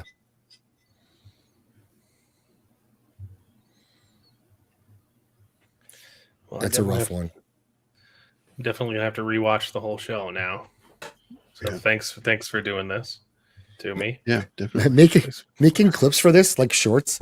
I'd end up watching these episodes over and over and over again because I would start watching it like, well, now I have to watch the rest of it. You can't stop. It's engrossing. That's the word. But watch the Pacific. It is harder to watch. I think it probably gives a pretty good accounting of what it would have been like, which seems as bad as this was. That seems worse to me. It was, yeah. Yeah. And the Japanese kind of get a free pass, and they really don't deserve one. Did they? We dropped a couple bombs on them. I seem to remember. Yeah. But you guys feel bad about that. I don't. You shouldn't. I don't. You shouldn't. Do you know how many Japanese lives that saved dropping those bombs? I know that. It saved Japanese lives, and it saved a whole lot of the higher ups in the Japanese military thanked us for doing that. Well, you did them a favor. Before they dropped the Hiroshima bomb, right? Had to kill everybody. They dropped pamphlets on 5 or 10 different cities saying we want to vaporize this city and get out. So no one left, right? So they dropped Hiroshima. Then Japanese government said we're not going to surrender, right? The military. So then they were going to do Nagasaki. They dropped the pamphlets, and the Japanese military said anyone who leaves the city we're going to execute. Who was it? I believe there were a couple of people that said, like, if we end the war with Japan on foot, they will fight to the last man. Yeah. Well, the military would certainly fight to the last man. That's not no doubt about that. And the level of propaganda that they were, that they were using on their own citizens during the war was insane. They would execute the citizens who left the cities and being told that when we nuked. they would have forced those civilians to be cannon fodder. So not even if we did the siege of Japan, which they also could have done. If they'd done that, then they would have. The first people to starve would have been the civilians. Yeah. The last people eating would be the soldiers. They'd all die. And furthermore, the one other thing is the Russians and the Chinese were not going to have any mercy on the Japanese if they got to that island. So, if you ever go up the Russian and Chinese plans for their invasion, like there would have been no Japanese people left. There would have been Russia and China on those islands. I agree with all that stuff. I 100%. Tell that to some of your own people, though. Go to California and San Fran and start talking about how they. What do you it. mean, You're welcome. Your people, not the Mexican people. You guys are probably pretty solid that way, but you guys hate yourselves a little bit sometimes. Kind of frustrating for me. I'm only technically Mexican. Okay. So are you legally Mexican? Well, I have 3 generations of Mexican nationality, making me technically 1/4 Mexican without a single drop of blood. Nice. So legally, I'm Mexican. So if I went to Home Depot, would you be in the store or the parking lot? It's one of those, it's a paradox. I'm both. Wow. This technical break has been brought to you by the raccoons attempting to assault Jacob Ironside as we speak. Yes, sirree. I just realized that the Michael Cudlitz in Band of Brothers. I don't know what character Walking he's Dead. playing. Abraham. He plays Abraham for Walking Dead. He played He was Sergeant. also on Life. Yeah. Yep. Oh, was he? He was in like 3 episodes. Oh, cool. Yeah. With Damian Lewis. I just figured that out. Yep. I need to go rewatch Life. Never invite me on these streams, Jacob. I think Jacob got yeeted because he was in protest of the bombs being dropped in Japan. Oh no! It was those raccoons.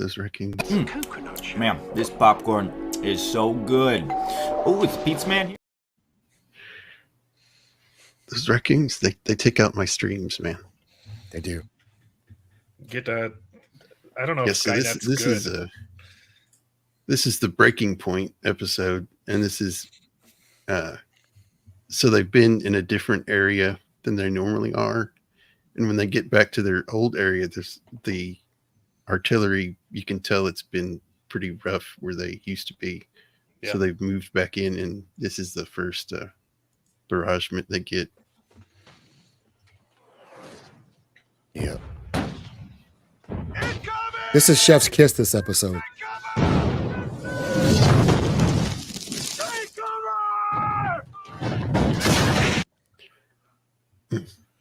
This isn't still Bastogne? Yeah, this is still Bastogne, but it's a different part of the line that they're on. Oh, because the next episode is called The Breaking Point. And you said this is the Breaking Point episode, so I got confused. Oh no, this is the Breaking Point episode. It's not. That's the next one. No, this is Breaking Point. I think you jumped. We're on Bastogne.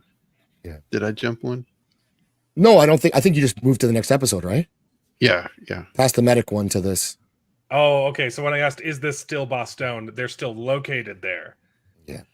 But it's not the same episode. Okay. Well, they're still in the Battle of the Bulge. They're still in the Battle of the Bulge. That's these 3 episodes. Right. But they moved to the village of Foy there. Yeah. Yeah, and something that it said at the end of the Bastogne episode, nobody in the 101st, they all agreed they did not need help. And Patton comes in and says he rescued the 101st. No, I think we didn't need your help. We were fine.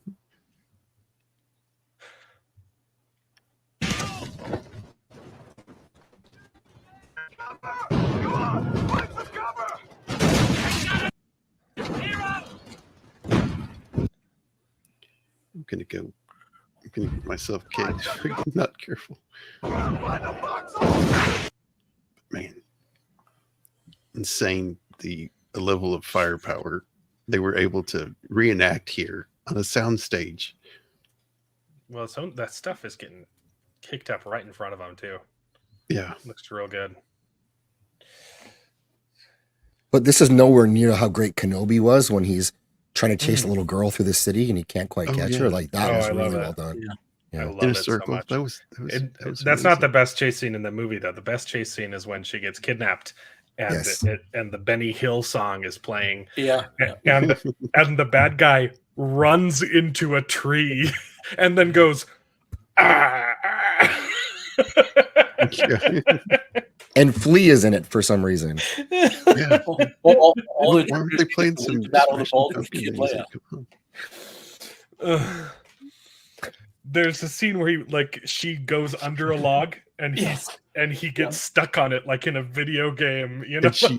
And she does this. He like literally could have just jumped over. Yeah, she does this superhero slide. You know, like okay. Yeah, here the Germans they stop shelling, so everybody starts getting out of their foxholes, starting to help people, and then they start shelling again. It's nuts. I think it's because in real life, like there aren't any veterans left, right? Or like a handful from World War II. Yeah, my mom actually talked to a 99-year-old. I know the number gets fewer each and every time, each year, but the people writing TV shows right now, they've never left California. They don't know how real life works, and so that's why you're getting shows like Kenobi that you feel a disconnect. Like, I don't think these people know how to make a peanut butter jelly sandwich by themselves. So no. And they're lecturing us about how life works, and you're like, these shows make no sense because their lives make no sense. They lack purpose. They lack people like this who experienced, like Tolkien, who experienced real tragedy and then wrote masterpieces. And his son, who fought in World War II and helped him. I mean, both a generation. Google tells me of 16.1 million Americans who served in World War II, there are less than 119,000 left alive.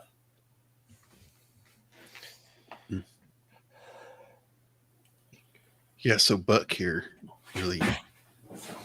I got more info on my grandpa, but yeah. Okay. Yeah, this was his last straw.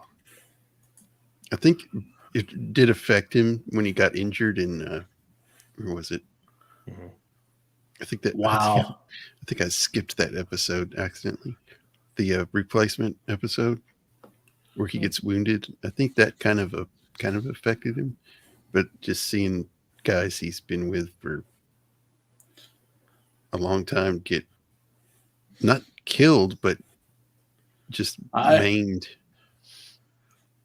So Jacob, I went to the World War II museum page for this. So I got 16,119,000, right? 131 are dying every day. And they give a graph from 2023 to 2035, right? So in 2023, there's 119,000.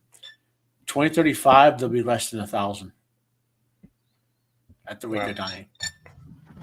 I'm gonna put that page so someone could share that for the public chat, so to speak. I'll drop it in the private chat.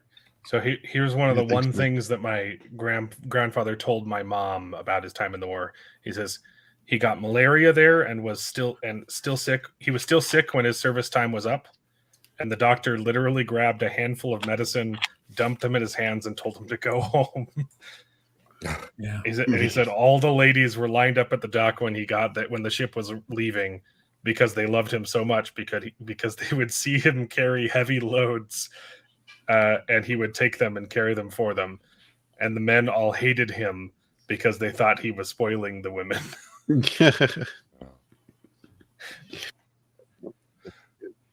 So he was a bit of a ladies' man. You got it. Attaboy. Yeah. You may have more relatives out there than you know about. I might not just be Mexican at all.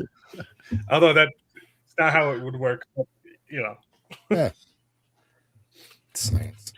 Yeah. Thanks for resharing that link, Zaxx. Yeah. David, if you scroll all the way down, you'll see the graph I told you, and another one that show how many World War II veterans are alive in each state. It's crazy. I know it's history. I understand it. We all know that. The analogy I use is kind of funny one. In The Simpsons, in the monorail episode, at the very end, they had the mile-high escalator to nowhere where people were just going to the top and just dropping off as the credits faded. And that's what life is. We're all on the mile-high escalator to death, basically. And like our World War II grandparents are almost there, gone from the earth. And I'm 50 years old now. I think Jacob and I don't know how old you are, Zaxx, but I think Jacob and technically are younger than me, like by 10 or 15 years. Yeah, something like that. Yeah, so we're not on the top of the mile escalator to death, but we're looking up at World War II you know what I mean? Like we just see it happening, and it just reminds me that, you know, in some respect, all we are other people's memories. In some respect, Yeah.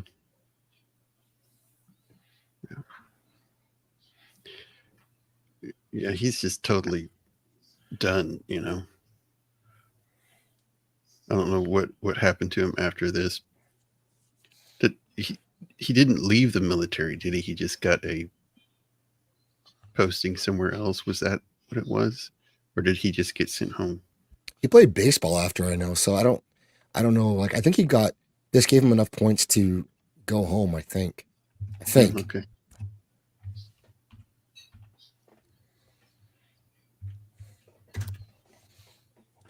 Yeah, I'm kind of sorry I passed over the replacement episode. It's where Bull gets trapped behind enemy lines. Really good episode.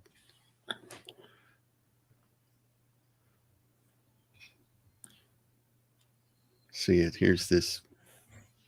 This is just the roughest scene here with the artillery going off. Yeah.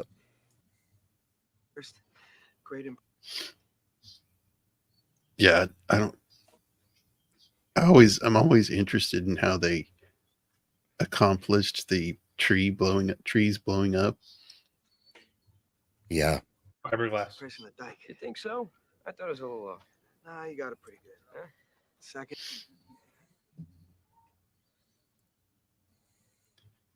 Yeah, and they also have a bad leader during this. That disappears whenever there's a problem. Stop yawning.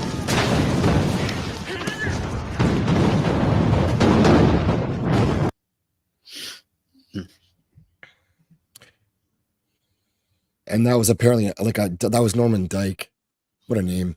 And that was apparently an unfair portrayal, but you still have to, there's still officers like that.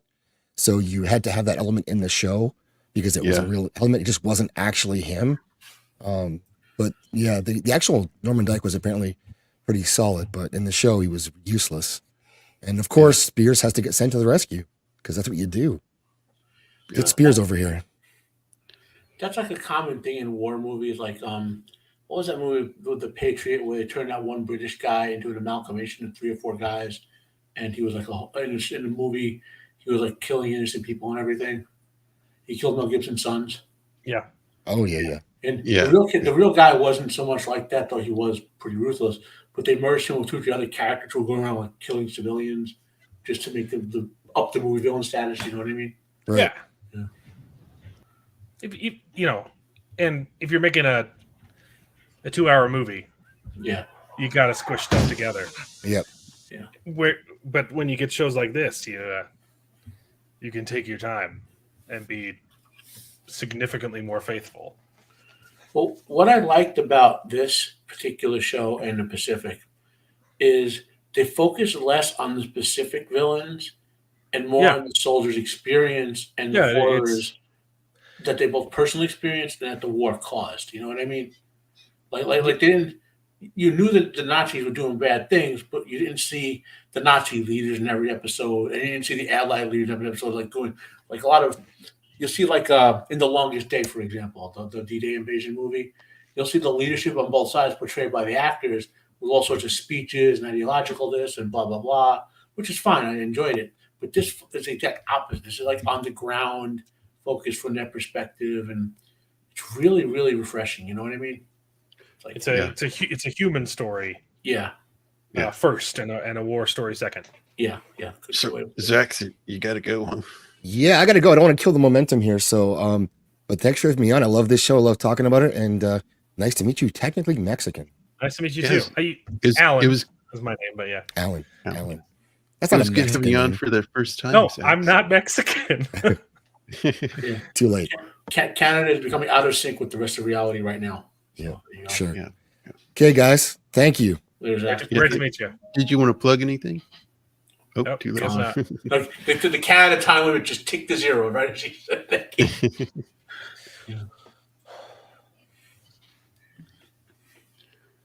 See, now they're about to hit the little town they're near. Foy? Was it Foy? I think the Foy, name of the town is Foy. Foy. Or Foix if it's in France. But I Foix? think it's in France. Foix. Yeah.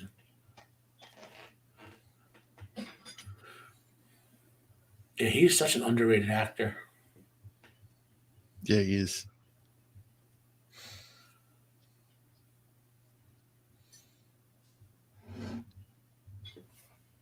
So, Like going back to the fact that this is a human story too.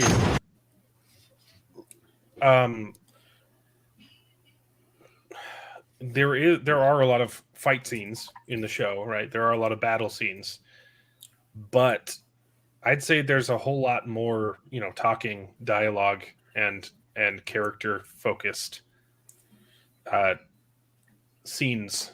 If you're talking, full runtime, than there is fighting. Yeah. Like the last like 2 episodes, the war's already over, right? You've got well, I mean, in terms of the ability of the Germans to win the war, it was pretty much over when the Battle of the Bulge was over, because the Germans were running out of resources and so put it in perspective, the Germans were there are like what they call 7 or 8 great industrial centers of the world, right? Yeah. The U.S. is one, France, England, Germany, and whatever. So that's why they want to take France. So they can have control of another industrial sector or whatever. So at this point, they had Germany left. Germany was trying to fund a war on 2 fronts, like in terms of the resources, right? And America has an industrial capacity that no one else on the planet, even to this day, really does. So we were throwing like remember throwing with the Tiger tanks before, how the German tanks at 10-1 were killing ours or whatever, some crazy number like that. We were just throwing mass at them, and they couldn't keep up. So after the Battle of Bulge was over, they were and the Germans, how military knew they were running out of resources. They were trying to consolidate to defend less territory, whereas the SS was like, no, you're retreating. We're going to kill you guys for retreating. So that was the war starting between the SS and the German military, So at this point, it's all collapse of Germany and it's a race to Berlin, basically, Yeah. Right. Yeah, I get the context. I'm just saying it's interesting that the show chooses to focus, more on the personal stories than on the it doesn't get into the details of like the commanding up, where the pieces are moving around in the war. You get Bastogne, which is pretty personal, and you get the first. I mean, not even the first episode. You get the D-Day, and you get a couple episodes, but the majority of the show is just focused on like diary stuff from these soldiers who are just life goes on, and it makes it a very personal show too, because you're right. These guys weren't up on the politics, what was going on. They were in the foxhole by their buddy trying to survive. Yeah, there was a whole wave of movies like starting in the late 90s. Saving Private Ryan was one of them. Black Hawk Down, which is my favorite war movie of all time, that focused more on the soldiers' experience and minimized the politicians and the generals' involvement in the movies and shows. You know what I mean? This is probably the peak of how good they could be. You know what I'm saying? But that was a whole, like, I guess you would say 10 or 15 year period of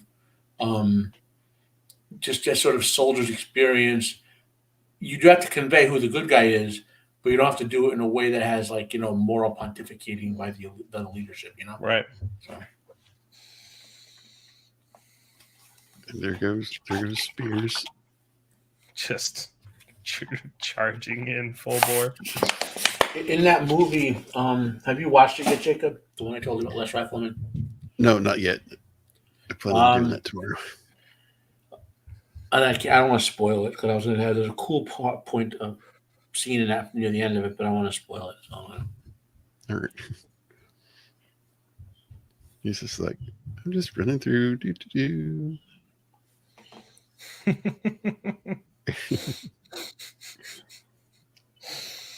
good scene. One of my relatives was telling me, like I think he fought in the Pacific. He says, your company could be sitting there eating lunch, right? And then like maybe half a mile away or whatever, there's a battle going on with your co-company, right? Then all of a sudden they run through your camp and you're in the battle. You know what I mean? Like Yeah. you know. Mm-hmm. But just the craziness of Or even going through that one time, when they're not expecting it, but then to do it over again. Yeah. Crazy.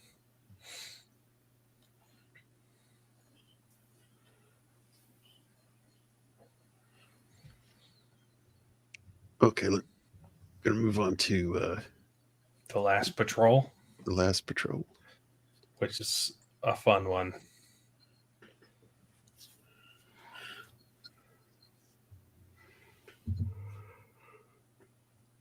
Whew, I'm getting tired.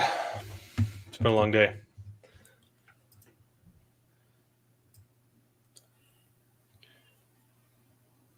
Lipton. Let's see here. Man, there's so many.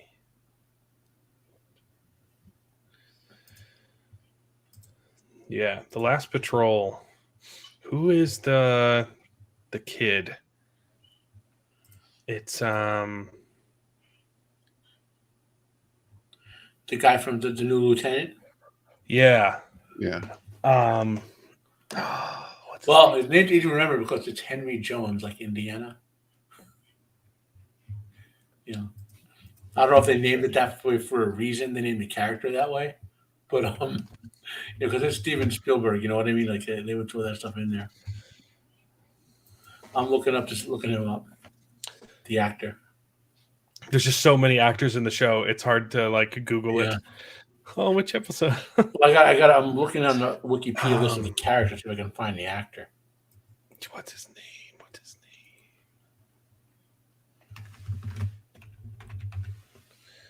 Colin Hanks? Is that it? Yeah. That's his name? I don't know. And what a time to be sick in the middle of all this.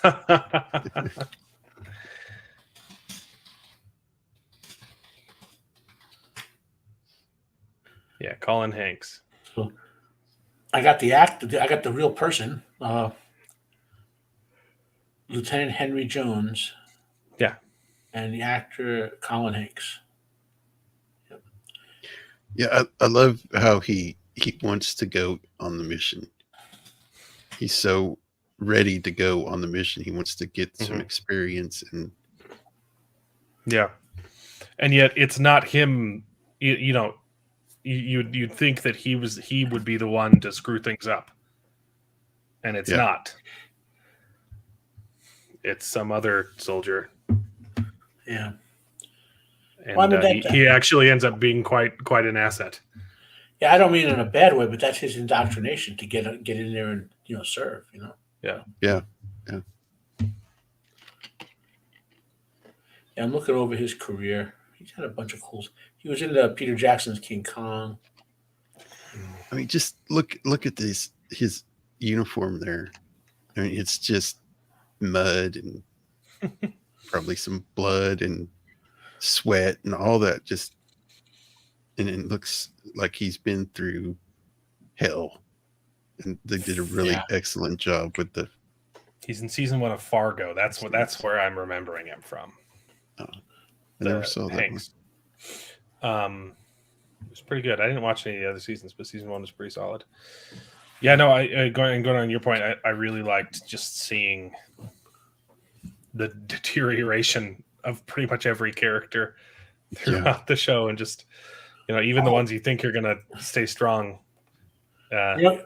I just looked him up. He's from the original Roswell show on the CW and UPN. Don't you know? Oh, you're before your time, eh? It was a decent, like, well, it was a kind of decent teen sci-fi. Back then, that's where Star Trek Voyager was on UPN and all that. Before your time, I guess. But so. He did it right before Band of Brothers. He was on Roswell.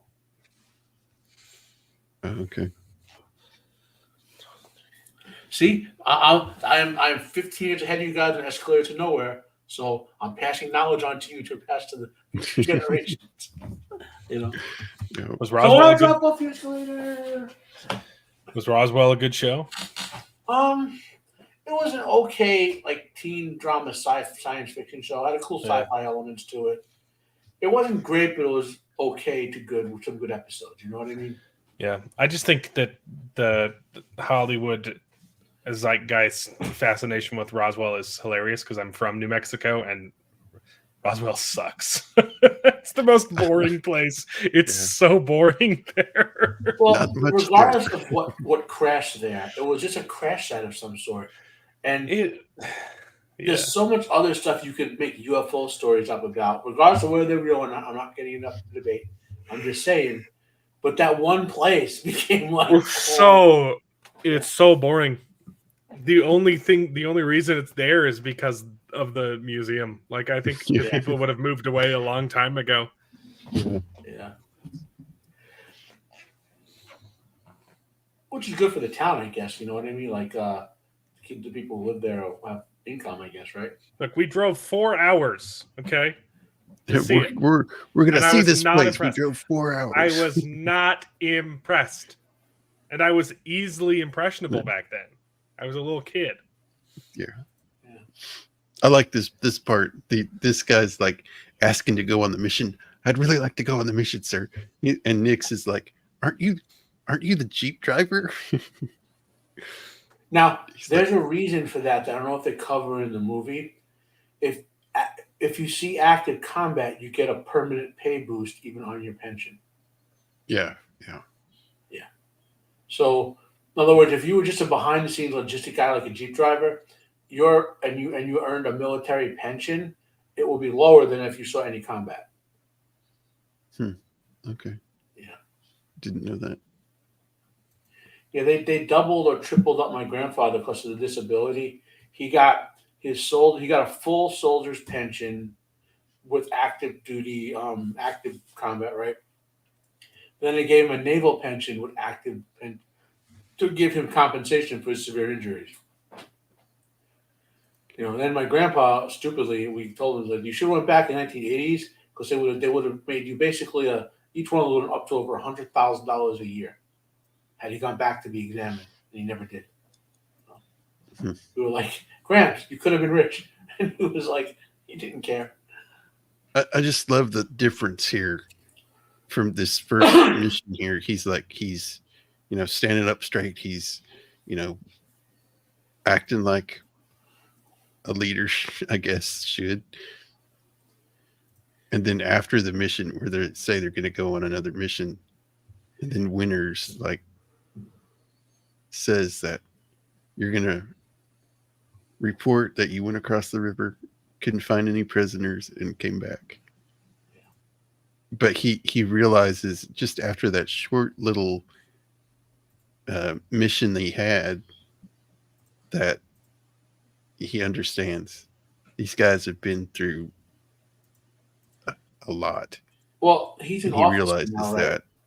Yeah. So I hate to sound like ultra pedantic with the details, but the same way the enlisted guys get bonus for combat pay, the colonels and the generals get like when they send guys out on a mission, that goes on the resume as General so and so organized and ordered successful foray into enemy territory. That goes on their resume. You know what I mean?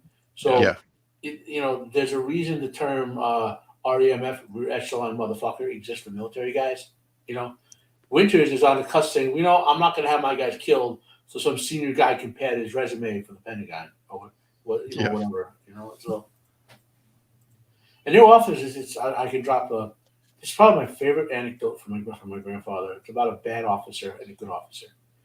So he was hit by the artillery. He was in the hospital for 5 years, and he woke up in a hospital in Germany that was being controlled by the Allies, and he was like he had his intestines open because they were worried about necrotic flesh, so they have to inspect his intestines every day for a year, right? So he kept them open and draining out into like a bucket to avoid infection and necrotic decay. And they kept doing surgeries to fix his stomach, right?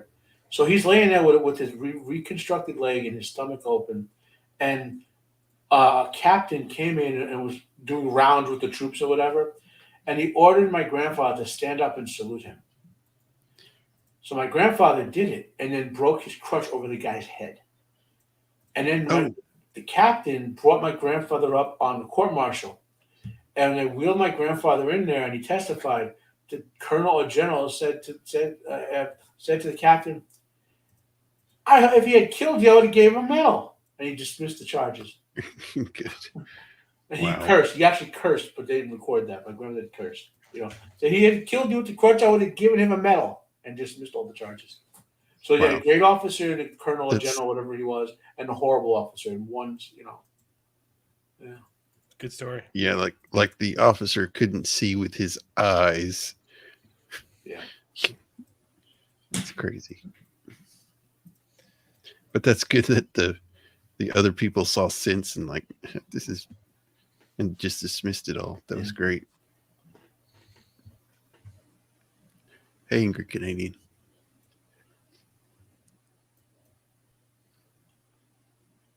Yeah, so this one of the guys just throws the Jeep driver, I guess it was, throws his grenade in and just runs right into it. Terrible.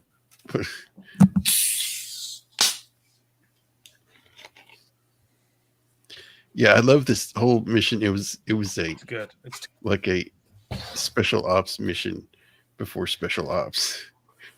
And the politics involved in it too were great. It's like why do we need to do this mission at all if the war is over? But people wanting, like you said, wanting to pad their resumes, and then Winters not wanting people to die for stupid reasons just adds so much tension to it. Yeah, it's wonderfully written. Well, that was the whole. Do you remember the Christmas truce from World War I? Yeah. So the premise behind that was the soldiers and the local officers kind of knew that advancing would not have gotten them anywhere at that particular point in time. Yep. So that's where the truce is capable of breaking out was ad hoc like that, because no amount of fighting would have advanced either side's cause in the short term they're talking about. You know what I mean? So this is kind of one of those points. And Christmas magic. Well, that too. You can't forget about that. Yeah, plus the doctor was president, so he organized the whole thing. I forgot. Yeah. There was the Doctor Who was there. Yeah. There was a whole bunch of places like this, right?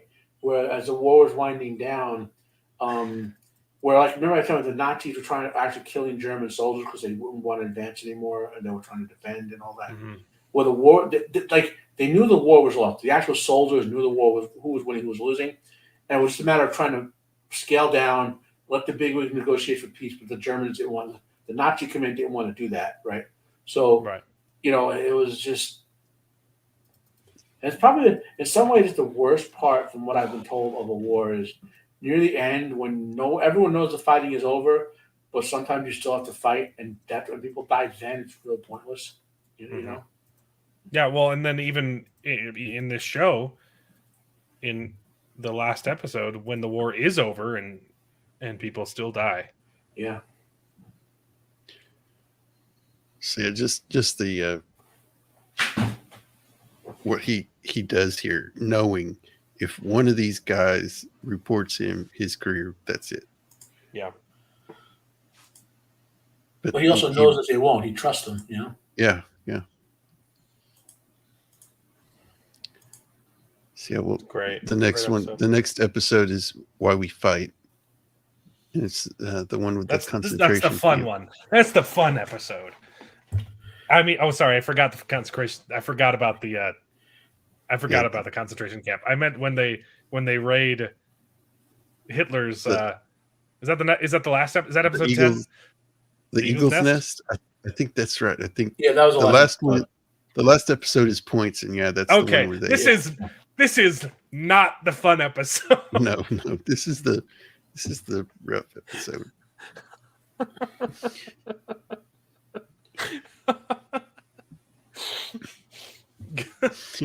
I misspoke.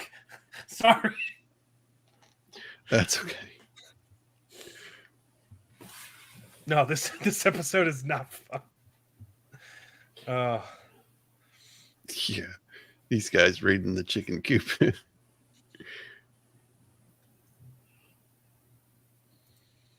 Yeah. Some people, joined really young too. So, I mean, they're obviously being played by older people, older actors, but a lot of these people were just boys. Yeah. Yeah, this part, he's like going into people's houses. Where's the alcohol at? He should have followed my grandfather's troop. Yeah. Yeah.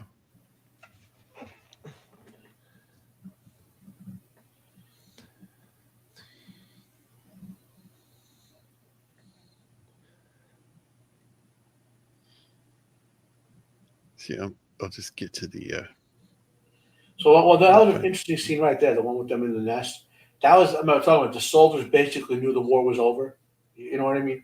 And the one new guy is like, I want to be in a fight or whatever, and he's like, no, the war is basically over, so just keep, don't, the conversation that they had, you know what I mean? Yeah.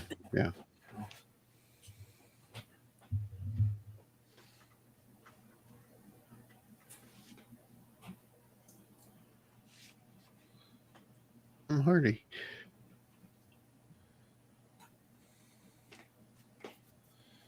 Bane. Yeah. And this is 2001, right? So it's 2023 now. So these guys are 20 years into their careers now. Yeah. Like this is before Life, the TV show we're talking about for Damien. Yeah.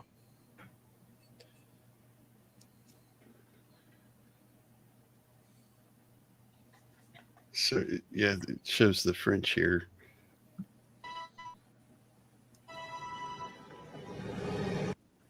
Shooting German or SS. And that guy's like shocked, but everybody else is like, they're SS. Shrugging it off. Yeah, they were brutal, the SS. Oh, Jacob's been raccooned again. Yeah. There was this pause is brought to you by raccoons, people. They've assaulted Jacob's position in Castle Ironside. You there, technically Mexican? Sorry, I was reading. Yeah, the raccoons have assaulted Jacob's position at Castle Ironside again.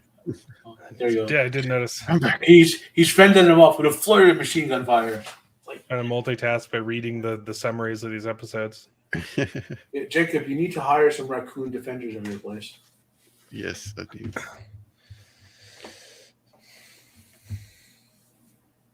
Yeah, I like how they set this part up too, where they're going out hunting. They're looking for something to eat. Yeah, because food is sparse at this point. They're way in front, right? Right, because Easy Company is an advanced scout, like my grandfather's troop was. So they're way in front, taking these territories ahead of the supply lines, right? And also the local Germans, they have some food, and we'll see some more of it with some of the townsfolk. But the German socialists had depleted German people's resources too. Never forget the Nazis were actual socialists who destroyed the economy of their own country. Right. I mean, it's in the name, Socialist Party. Well, they like to cover that up, Oh, I can't tell you how many people have tried to argue that fact with me. Oh, the Nazis, they weren't socialists. It's literally Hitler's. Do you know what Nazi stands for? It's literally in the name, the Socialist Party. Hitler's mentor is literally the inventor of statist socialism. Yeah. You know a guy, Roman? For what? Yeah, And then you. my grandpa was one of the guys that found a camp, too. Oh man.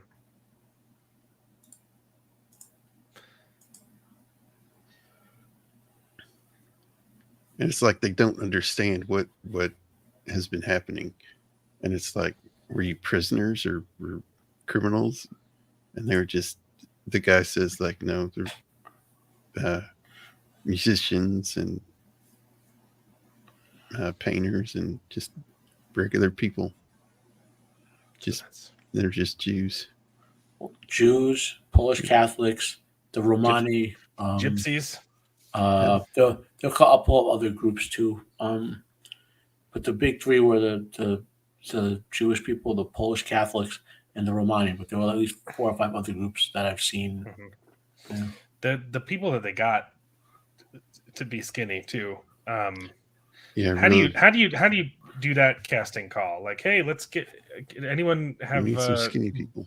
Anorexia or bulimia? We need to shave your head and film a scene, because like some of these guys, are they augmented by CGI? Probably not. 22 years ago. Makeup. I mean, makeup can do that too. I mean, can't make you that skinny though. Some people that skinny. With Spielberg, hey, are you willing to starve yourself for this scene? Yeah, like, casting call. People will. I need 30 people willing to starve themselves for a couple years, so we can get one scene of the show. But with Spielberg's reputation, having done accurate World War II depictions, I wouldn't be surprised if especially a bunch of Jewish actors, we'll starve ourselves for this, Yeah. But then again, I mean, I hate to say that. Obviously, I'm an obese guy and I was chunky, but you can cut 20 pounds of weight in like 2 weeks from high school wrestling. I learned that, Yeah. Like, it's not hard to cut weight and gain it back. It's hard to keep it off. Yeah. And then this is around Landsberg, the concentration camp. I'm trying to see if there's a name for it. I'm Googling around. Which is in Bavaria, Germany. These people knew. I mean, come on, you can't be that close to a place like that and not know. Yeah. Yeah. Well, the guards would come down to the town to eat takeout or whatever, and they're probably sending food up to the camps for the guards. What got me was this part where they have to stop them from eating. Yeah. Because the doctor comes up, he's like, if you give these people food, they will die. Like they need to sip. They need to start sipping on water and slowly to close them back into that place too. Oh man. So I'm reading about the town here. This is the town where Hitler was incarcerated in the 1920s, and he wrote Mein Kampf.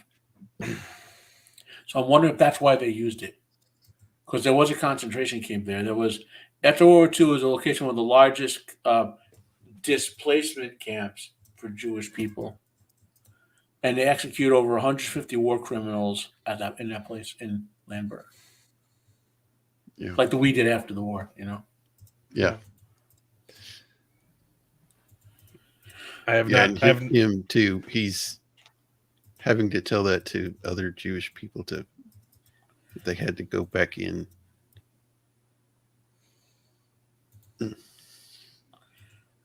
So it probably wasn't one of the named concentration camps, probably just like a number. But I'm guessing, like I said, they used this town because of the Hitler connection, to point out. So someone like me would Google for it, Right. And they make the townspeople clean it up.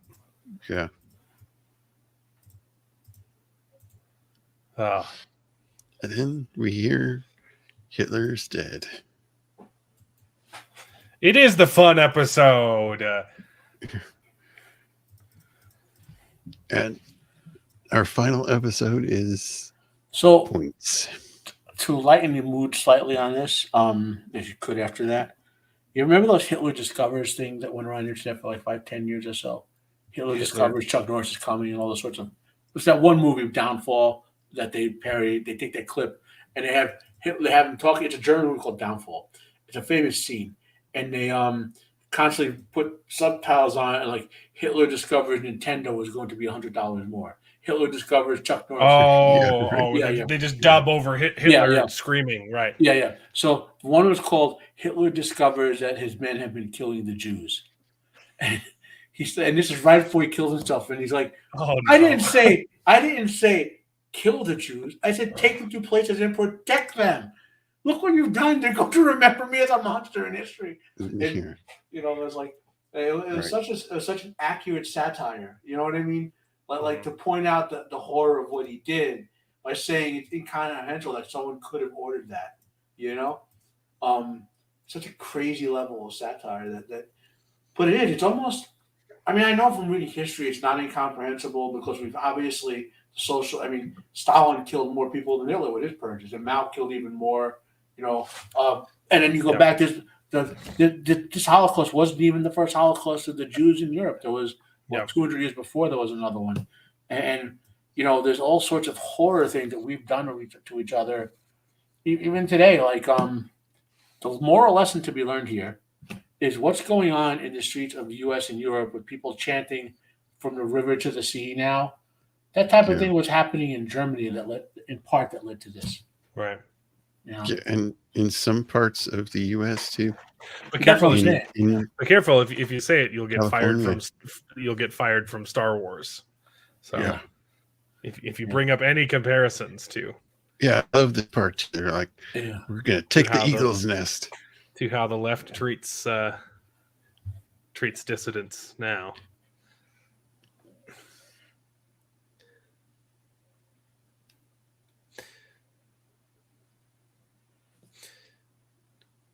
I love how everybody just starts going through silverware and photographs. He finally gets his wine, right? Or his booze. Yeah, and this guy that gets all these photo albums. Man. Wow. That would be incredible to just peruse through. Yeah, my grandpa had some postcards, I think he got from here. I don't know what was on them or anything. Yeah, but this it's like, I got something to show you. It's like, oh. the Holy Grail. Right?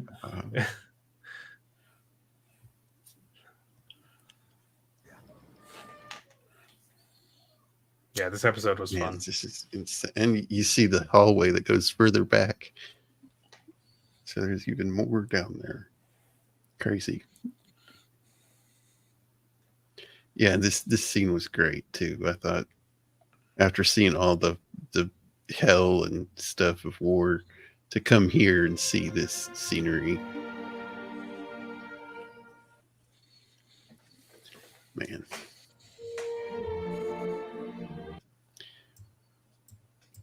Very good. Yeah, so what we'll learn at the end of this is that like the show The Pacific ends like it's a parallel show. It's not it's a sequel show that's occurring simultaneously to this, so to speak. Yeah. Right.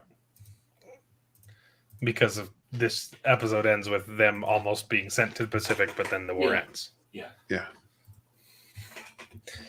I think I knew it didn't have the same characters in it. They go home. They start pulling the names of people that have all the points they need to be sent home. Yeah, that was another thing. That's a brutal scene. Yeah, one of the guys is like, they picked the guy that nobody likes. And it was actually in Breaking Points. It's like this guy got all the points. Are like, you get to go home. And they're like so celebrating they're going home. And it's a guy that nobody likes.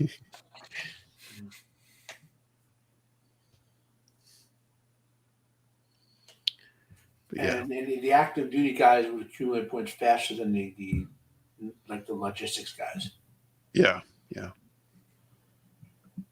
I liked Shifty. Was one of my favorite characters. And my grandfather said if he wasn't wounded, he would have stayed in the military for life. So.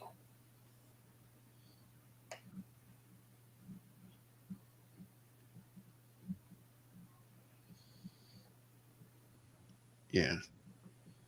And they find out it's VE or VJ Day, victory in Japan.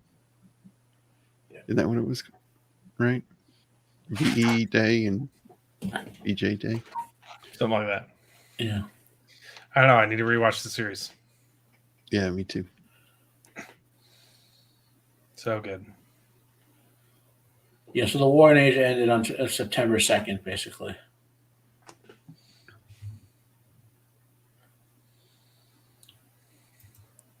Yeah, this guy too, he's like gets relieved and he's almost got enough points and the Jeep rolls and kills him.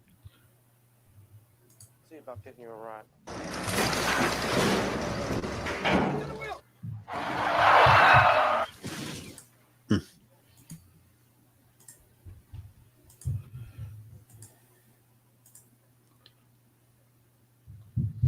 Yeah, this guy Who killed some the Germans. war's over and it's like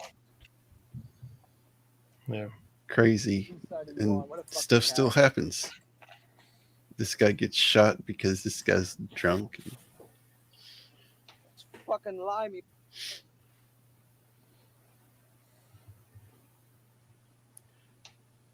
Crazy. Yeah, that was a lot of like cleanup, like some like small groups of soldiers hiding in a mountain and all sorts of stuff like that happened like a year or two after these wars ended. Yeah. This last part is one of my favorite parts. This German guy is talking to his soldiers and the speech he gives. He says our band of brothers. Well, the German military, for centuries, is an organized professional military, and they weren't the Nazis; they weren't the SS. Yeah. Which doesn't excuse them some of them for doing some things. No one's going to say that, but no, they were fighting a war, and they were fighting for their country. Yeah, they didn't know they were on the wrong side of it until the end. Some of them that they were, like I know Rommel was trying to have Hitler killed. The whole once the German general started finding out what was going on, some of them actively campaigned against him. Lost their lives for it.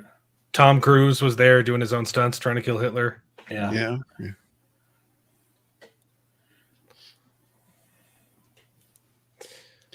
And this part is really good too, where they kind of go what happens to these guys after the war, and it's literally the Sandlot ending. Now is this when they're playing baseball and Lieutenant Winters got really into the 80s and disappeared, and yeah. No, I don't remember when they started showing you who, like when they were doing the flash forward clips of the real guys. Had they started telling who they were by now, or is it just I think it was like the last few episodes that they started telling who they were. Mm-hmm. And this guy is crazy. He went off sailing in the ocean and never came back. Just disappeared. You know what this reminds me of? You guys ever see Animal House? No. The movie with John Belushi? No, so it's one of the all-time great comedies. You should go watch it. But at the end, after the movie, it's a comedy. They tell you what happened to all the characters. Oh, I've seen that scene. Yeah. Yes. And how John Belushi's character becomes Senator John Butarsky, and like it goes on all their character stories. Like, yeah.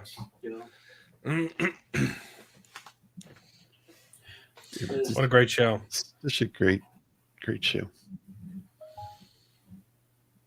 Yeah. This was probably Donnie Wahlberg. Obviously, he was in Backstreet Boys. Was it Backstreet Boys or NSYNC? Donnie Wahlberg. He's Marky Mark is his brother. Mark. They were before your time. They were singers. They were like boy band singers in the 90s. I don't think he was in the Backstreet Boys. Donnie Wahlberg was Not Baxter. Before that, Kids on the Block. Kids New on the Kids Block. on the Block. Yep. So he transitioned to acting. I want to say in like the late '90s. Am I remembering that right? So this might have been his first big. I'm going to look it up. I'm going to test my memory. Was this Donnie Wahlberg's first big role? I'm going to click on him. Okay. Yeah, I was wrong. It's this last episode, and it shows little clips of each one. It tells who they are. Okay, so yeah, I was right. So he started acting in 1996 with a bunch of stupid movies. Dreamcatcher, Saw 2. He did some movies or whatever. TV films. And Band of Brothers was his first big TV show.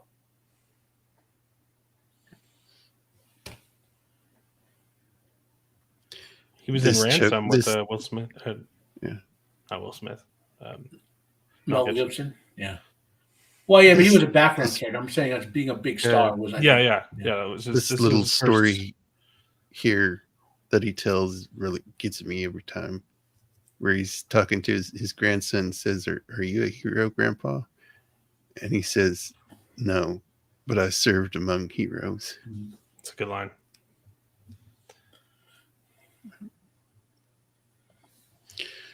So, yeah, the show made me feel things. Yeah, me too. Really good. Very good. Yep. And yeah, that what is it called? Something of the air.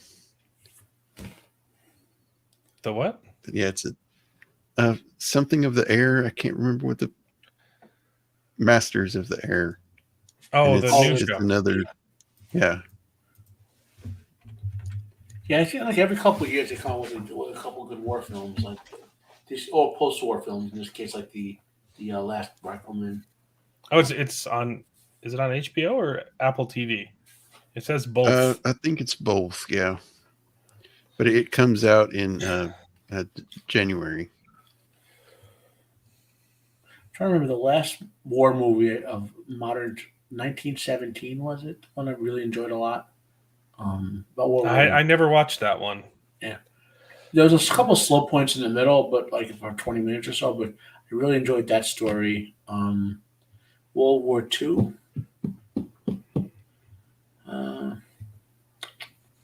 Yeah, like the last really, really good war movie I watched was, I think, Dunkirk. That was okay. Good. Yeah. I like the original Dunkirk better than that one, though. There's an older version of it, you know. I just liked how there goes Jacob again. I just like the sound design in that one, which is production was great. I have no, you know. Well, it's designed to give you anxiety, and I thought it was just done very, very well to just put you in the mindset of those soldiers stuck on the beach, and it was very well paced. No, yeah, totally agree. It just Dunkirk suffers from what I like to call, if you heard my rants on Jacob's videos before, modern movies, even the great ones, suffer from pacing issues. They're way too long and they're way too slow. You know, I mean, I like John Wick 3 and 4, for example, but they were either too long or should have been cut in half. You know what I mean? Like, there's a lot of pacing stuff. Even movies, Jacob has escaped raccoon hell. Maybe. Yeah, I don't know if I 100% agree. I do agree it is a trend, but at the same time, you'll get movies like the Star Wars sequels that's just paced way too fast.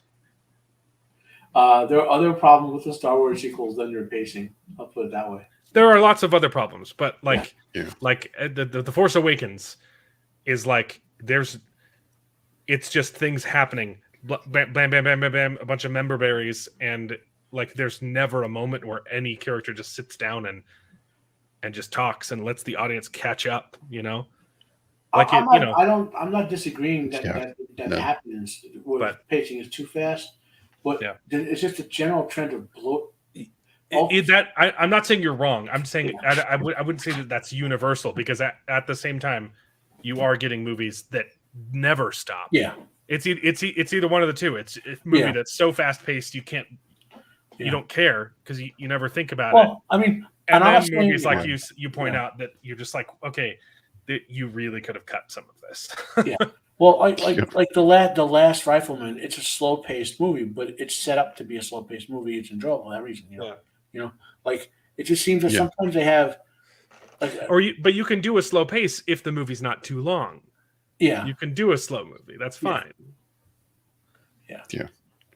It's crazy.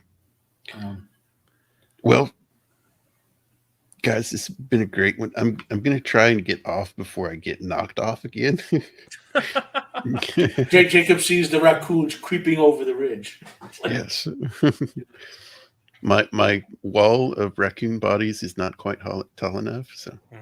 The battle of Walnut Hill is about to begin. Well, thanks for having me on. It was fun. Yeah, definitely, man. Masters of the Air comes out January 26th. Soon. Looks pretty good. Yeah. Yeah, I'll watch it for sure. And thank y'all for coming on. Matt, you got anything you want to plug? What do we? Am I on your show this Tuesday, Jacob? I don't remember anymore. Because that's at one of the E films. One of the old ones. Yeah. Well, it's not the E film I remember, which is like the one where she has split personalities. You're doing the other. Yeah, no, it's the other. It's the other one. Yeah, the other Eve movie. So Roman has a stream on Thursday, which is Planes, Trains, and Automobiles. I think. Yep. Jacob and I, you should go check out what we did last week, which I honestly, with all due respect to you, Ted, I'm saying one of my favorite streams of all time that I've done. Which we talked about. That was a good one. Movie. That was a fun stream. So this was a good one too. No wrong, but that we just had good. We were going back and forth and all that. Anyway, that's a great stream. What else? Favorite thing is it favorite Thanksgiving films in 2 weeks or something, Jacob? Or is that next Saturday? Yeah, I think that's in 2 weeks. I think. Yeah. No, that's next Saturday. Right. That's next Saturday. I couldn't think of it like any Thanksgiving movies, but my first thought was Homeward Bound. Yeah, that's because it feels like a Thanksgiving movie, and like the last words of the film are like turkey, turkey, turkey. So yeah, it's kind of like a Thanksgiving movie. You couldn't think of the great horror film Thanksgiving that didn't come to mind for you, technically Mexican, about a turkey serial killer? Oh no. It's just so bad it's good movie. You should probably check it out if you like really, really like messed up horror films, No. I typically don't. That's not my taste. I'll take suspense over just gore. Yeah, me too. Not that you can't have a good suspense. Slasher. Well, you're not watching it because it's a good horror film. You're watching it because it's funny. It's funny to laugh at. You know what I mean? Right. Yeah. Put on. One that's pretty funny is what is it called? But it's these two guys who bought a cabin out in the woods, and they're like Southern boys. Oh, Tucker and Dale versus Evil. Tucker and Dale. Yeah. That's a good one. It's funny. Well, Matt, you got anything you want to plug? I'm doing a stream called Friday Fandemonium. 1 hour. You saw it, Jacob. Maybe 3 o'clock on Friday afternoon for an hour. So it's a little catch-up fandom stuff. Someday I will do my Wheel of Time episode 8 review. I keep promising it. My brain keeps dying trying to think about that episode because it was so offensive. Yeah. I just did my Frankenstein review that's been up about a week now, the novel Frankenstein. What else? I'll probably get back into some horror TV shows like 30 Coins. I'll get back on my reviews on that. So that's kind of what I got going. I love the first 3 episodes. I keep seeing it pop up, and I'm like, I don't know anything about this. It's a HBO Spain show. I've reviewed the first 3 episodes. It's really, yes, I enjoy it a lot. It's just supernatural, demonic possession, horror type thing, but so I enjoy it a lot. So the first 3 episodes at least. Okay.